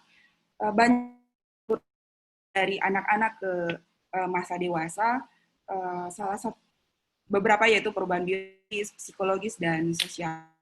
Salah satu perubahan yang sangat penting pada remaja putri adalah menars atau haid pertama, yang mana ini dari kehidupan reproduksi remaja putri dan memiliki implikasi penting bagi hasil kesehatan seksual remaja. Tetapi masa menars ini atau haid pertama ini sering diabaikan dalam kesehatan masyarakat atau kesehatan reproduksi, sehingga sangat perlu untuk mendapat perhatian khusus, terutama untuk informasi akurat tentang haid dan bagaimana manajemen kebersihan menstruasi atau MKM saat menstruasi itu datang. Pada tahun 2015, UNICEF itu sudah mengeluarkan comic book menstrual hygiene management yang dikembangkan sesuai hasil kajian manajemen kebersihan menstruasi yang bertujuan untuk menyediakan panduan yang tepat dan dibutuhkan oleh remaja putri ketika mereka menghadapi menstruasi. Nah, sesuai dengan PP 64 tahun 2013 bahwa sangat penting mendapatkan pelayanan kesehatan reproduksi pada masa darurat dan pelayanan kesehatan reproduksi harus tersedia pada saat tanggap dan pasca darurat krisis kesehatan. Ya, kita ketahui bahwa Palu ini adalah daerah pasca bencana yang sampai saat ini masih perlu penanganan khusus, terutama di bidang kesehatan, khususnya kesehatan reproduksi. Sehingga untuk menjamin layanan kesehatan reproduksi, cara terbaik adalah melibatkan masyarakat dalam pengembangan kesehatan reproduksi itu sendiri. Berdasarkan hal tersebut, maka rumusan masalah diangkat dalam penelitian ini, proposal penelitian ini adalah apakah menstruasi manajemen comic book mempunyai efektivitas terhadap pengetahuan remaja putri dalam menghadapi menars di daerah pengungsian. Tujuan umum mengetahui efektivitas menstrual hygiene comic book terhadap pengetahuan remaja putri dalam menghadapi di daerah pengungsian Kota Palu. Tujuan khususnya ada 3. Pertama, untuk mengetahui pengetahuan sebelum menggunakan menstrual hygiene. Kemudian yang kedua adalah pengetahuan remaja putri sesudah menggunakan menstrual hygiene management comic. Dan ketiga adalah bagaimana mengetahui bagaimana efektivitas dari buku ini sendiri. Manfaat penelitian. Pertama, hasil penelitian ini dapat menjadi suatu kegiatan atau program yang wajib dilakukan pada remaja putri untuk menambah pengetahuan dalam mempersiapkan diri menghadapi menars. Kemudian menjadi suatu panduan remaja putri untuk menambah pengetahuan dan mempersiapkan diri untuk menghadapi menars. Yang ketiga adalah upaya yang dilakukan melalui promosi kesehatan berupa sosialisasi sehingga dapat meningkatkan derajat kesehatan reproduksi anak remaja. Tinjauan pustakanya ada 4, remaja, menars, kemudian tentang buku dan tentang pengetahuan. Kerangka konsep dari penelitian ini adalah variabel dependennya adalah pendidikan kesehatan menars dengan menggunakan menstrual hygiene management comic book, dan independennya adalah pengetahuan remaja putri dalam menghadapi menars. hipotesisnya yaitu menstrual hygiene management in comic book ini efektif terhadap pengetahuan remaja putri, dan nolnya adalah tidak efektif. Metode penelitiannya adalah metode kualitatif dengan metode pre-eksperimen dengan one group test post-test design. Kemudian rencana dan waktu penelitiannya bulan April sampai Agustus 2021 di daerah pengungsian Kota Palu, tepatnya di hunian tetap Tondo dan Balaroa. Populasi dan sampel adalah remaja putri yang tinggal di daerah hunian tetap Tondo dan Balaroa. Kemudian sampelnya adalah remaja putri yang tinggal di daerah tersebut setelah menggunakan rumus sampel rumus Slovin, didapatkan 32 remaja putri. Untuk teknik pengambilan sampelnya mempunyai kriteria. Yang pertama, remaja umur 9-14 tahun, kemudian yang bersedia menjadi responden, dan belum pernah mengalami menstruasi. Remaja tidak ada pada saat penelitian tersebut. Variabel penelitian dan definisi operasional, variabel bebasnya adalah menstrual hygiene management, kemudian dependennya adalah pengetahuan remaja putri dalam menghadapi menarche. Definisi operasionalnya, pengetahuannya adalah segala bentuk pengetahuan atau informasi remaja tentang menstrual hygiene, kemudian alat ukurnya kuesioner yang sudah disusun, kemudian skala ukurnya ordinal.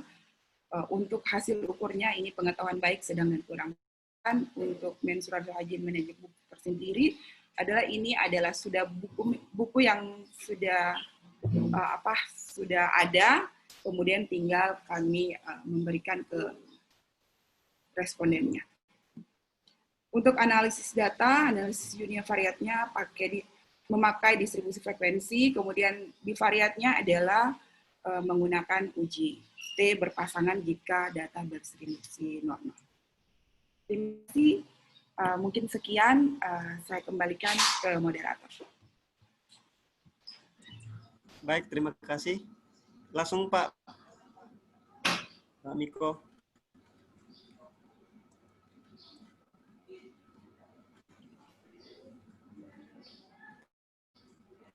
Slide-nya mohon ditampilkan saja.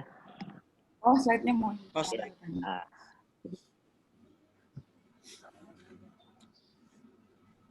Oke, dari tujuan penelitian, Ibu.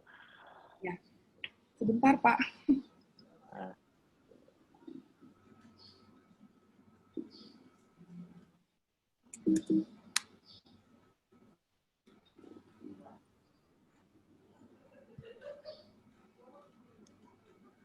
Diklik di tengah saja, Bu. Ya. Okay. Judul, ya.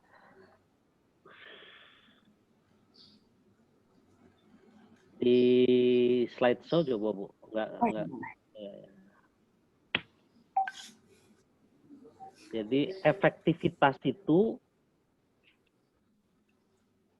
kita membanding, kalau ada dua kelompok, Ibu, kalau ada pembanding baru kita bisa mengatakan bahwa metode saya lebih baik daripada metode standar misalnya.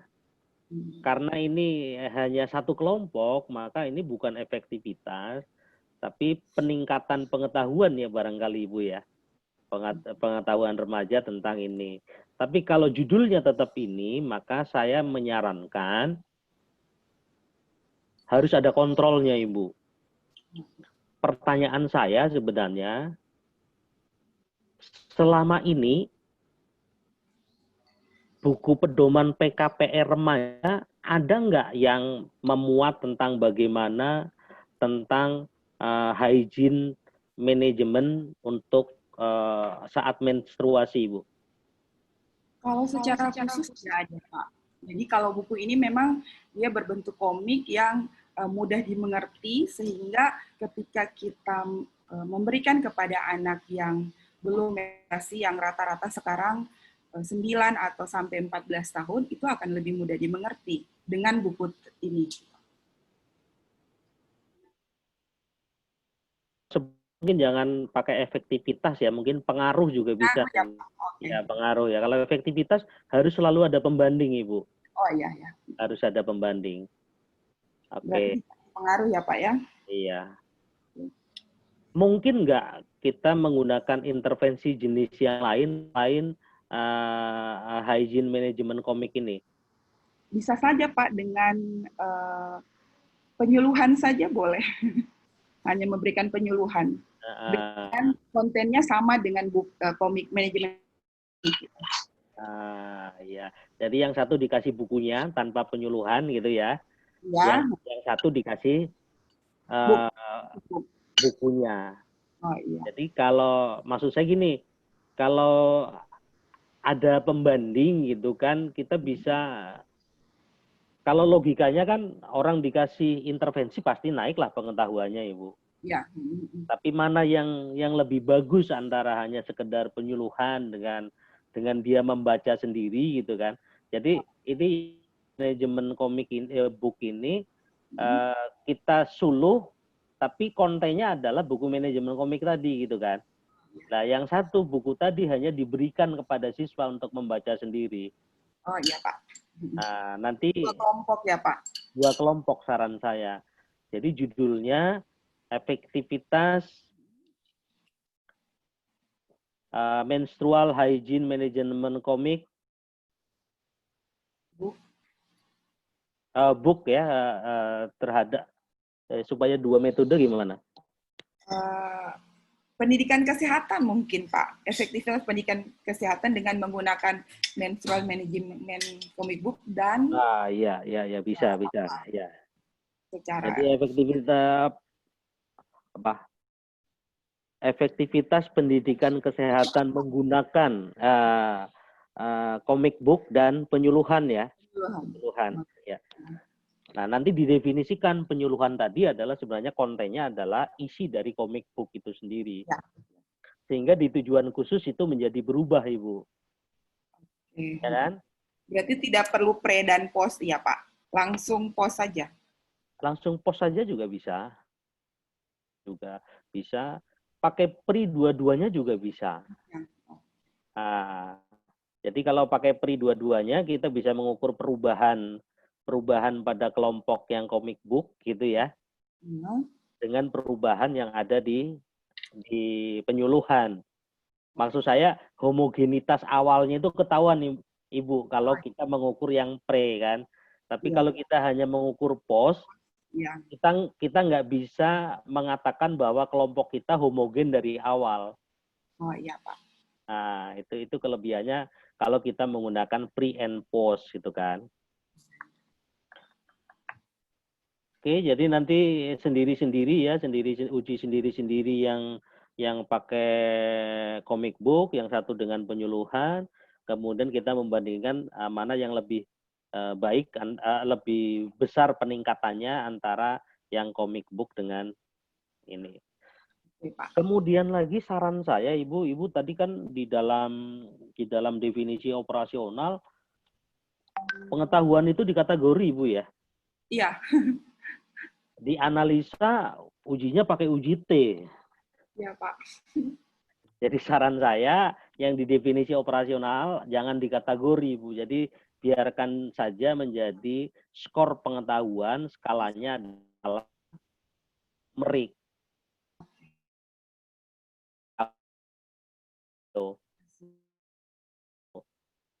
Nanti ujinya yang dianalisa ada uji dependency test untuk masing-masing dan independent test dengan antar kelompok. Kemudian tadi Ibu menyampaikan di hipotesa penelitian, Ibu. Jadi hipotesa penelitian itu berbeda dengan hipotesa statistik, Ibu. Jadi pada saat kita menuliskan hipotesa penelitian, kita cukup mengatakan,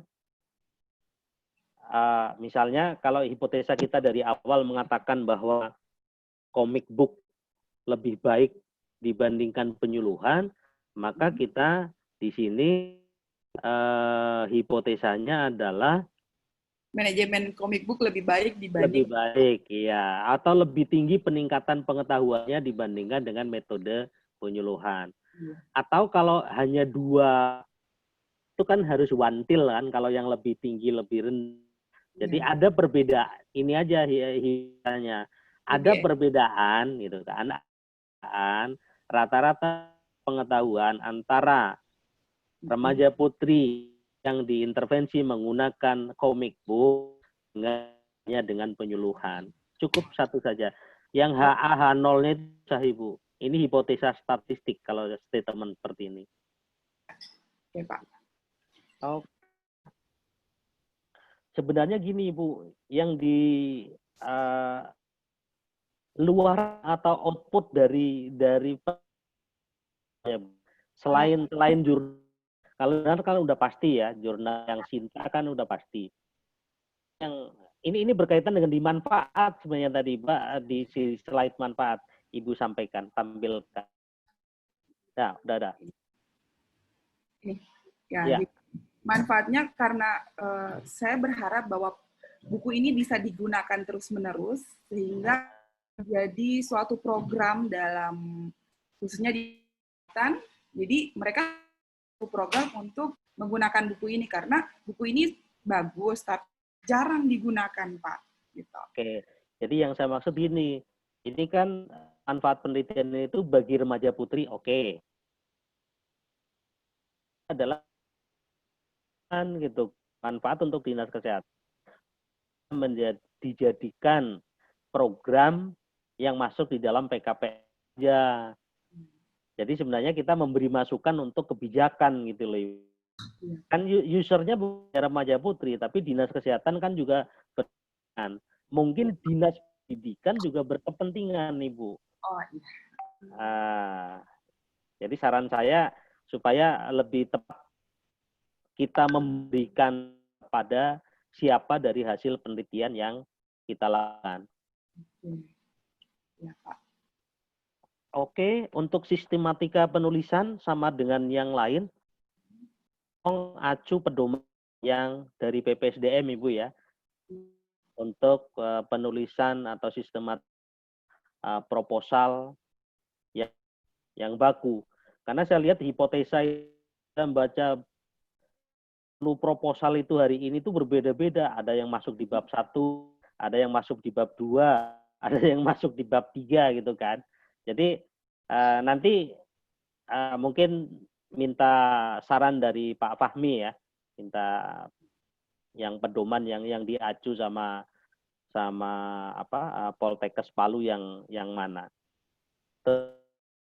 Ini kalau konsep Ibu kan ya. Ya, jadi Pak. nanti kelompok 2, kelompok 1 diintervensi dengan apa? Ada pre and post Ibu ya. Pengetahuan awal, pengetahuan akhir, yang satu dengan comic book, yang satu dengan penyuluhan. Karena konsep berubah. Terus turun lagi. Bukan maksud saya di tadi saya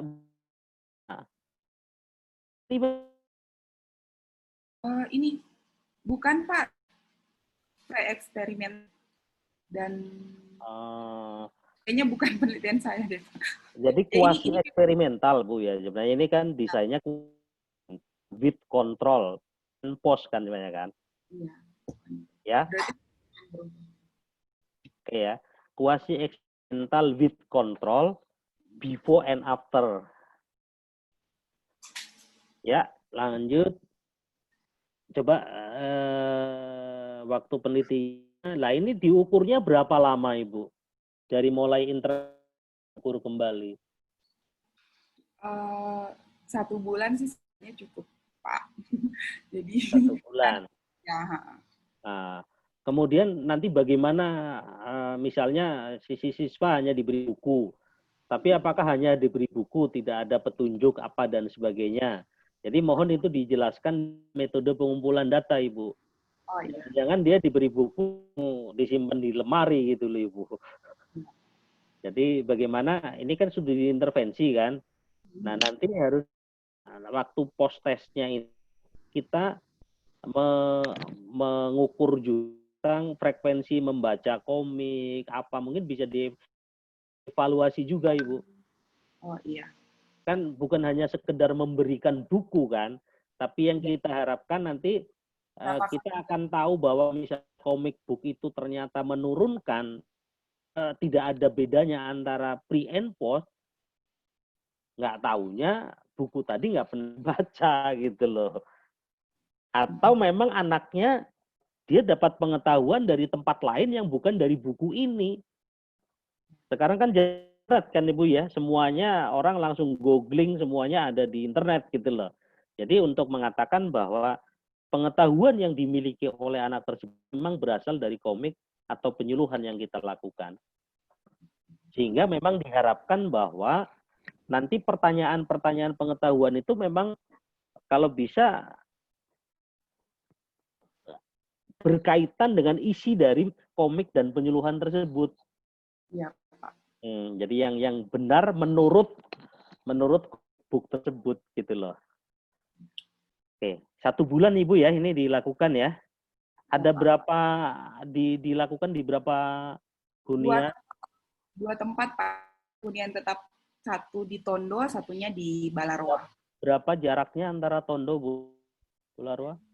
Itu berapa ya? Hampir 3-5 kilo, Pak. Mungkin enggak jangan-jangan orang yang di Bolarwa si buku ikut penyuluhan. Tidak, Pak, jauh. Oh, ya. Jauh. Makanya data responden sangat penting, jangan sampai dia ikut di 2 penelitian intervensi yang kita lakukan. Lanjut lagi slide-nya. Populasinya tolong dihitung Ibu ya. Ini ada 2 kelompok ya. Iya. Oke, lanjut lagi. Ini berubah. Oke, lanjut. Ini yang tadi jangan dikategorikan tapi menjadi skor pengetahuan saja. Oke, barangkali itu Ibu yang bisa kami sarankan. Mungkin ada yang perlu klarifikasi ke saya. Ya Pak, terkait dengan luaran, sebenarnya ini kan kami ingin berinovasi karena ini buku yang sudah dibikin oleh UNICEF. Kami ingin membuat buku versi bahasa Kailinya, Pak. Gitu. Jadi merubah, apakah itu bisa gitu, merubah komiknya, kemudian dan bahasa-bahasa yang di dalam itu, di dalam komik itu sederhana dan dengan bahasa daerah gitu, Pak. Saran saya itu masuk di dalam roadmap penelitian Ibu.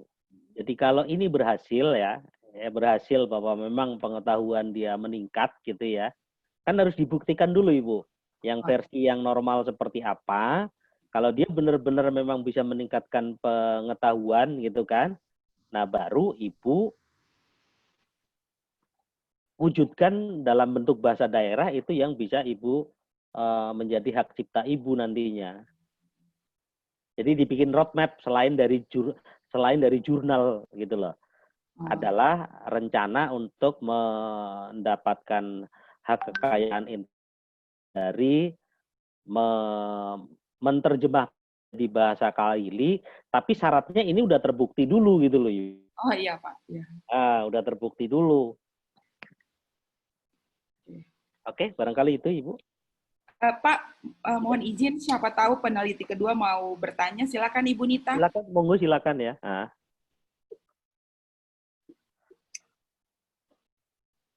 Pak Kadar, mohon ini diaktifkan suara Ibu Nita.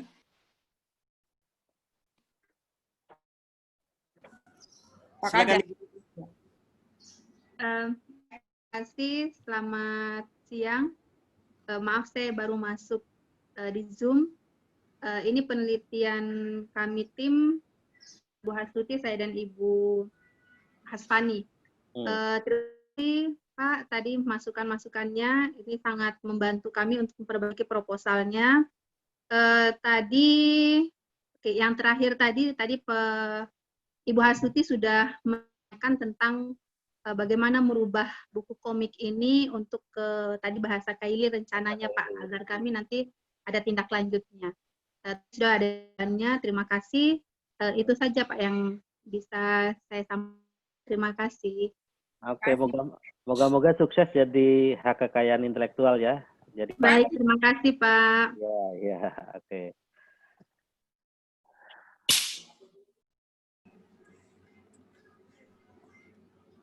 Oke, baik, sudah selesai. Jadi untuk sesi pertama hari ini selesai. Baik, Pak Kadar. Halo, Pak Fahmi. Iya, terima kasih banyak, Pak Kadar. Silakan, Pak. Iya. Jika ada yang mau disampaikan. Assalamualaikum warahmatullahi wabarakatuh. Waalaikumsalam warahmatullahi wabarakatuh. Baru kami di sini posisi 2 komputer, jadi ikut di Zoom A dan Zoom B. Kita mau breakout Zoom di komputer satu, ternyata belum bisa, jadi kita gunakan 2 Zoom. Terima kasih banyak. Ini saya kira sesinya sudah selesai ya Pak ya. Apakah nanti di sesi siang setelah jam 13.30 masih ada yang mau direview Pak Kadar? Masih ada. Oh, masih ada. Baik.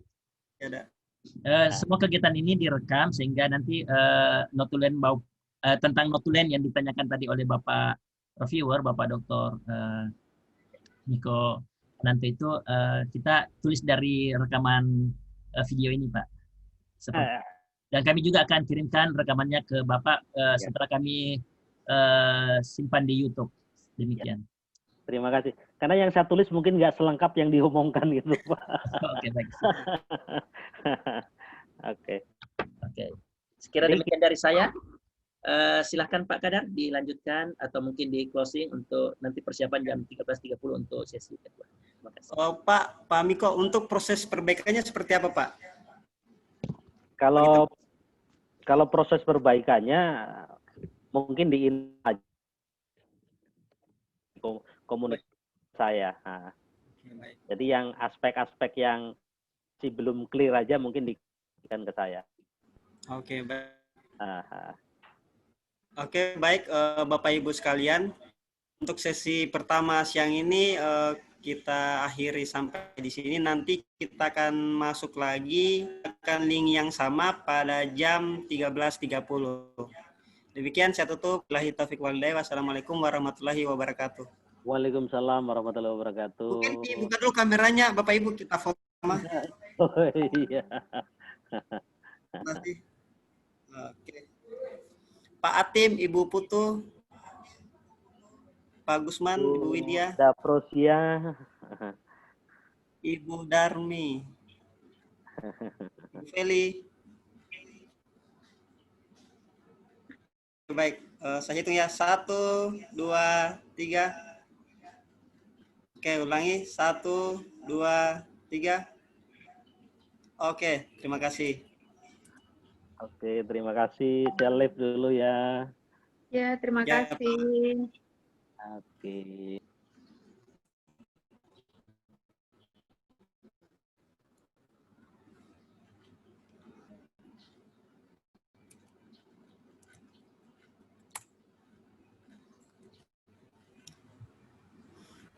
Terima kasih Pak Kadar. Tuh, di sebelah sudah selesai. Coba.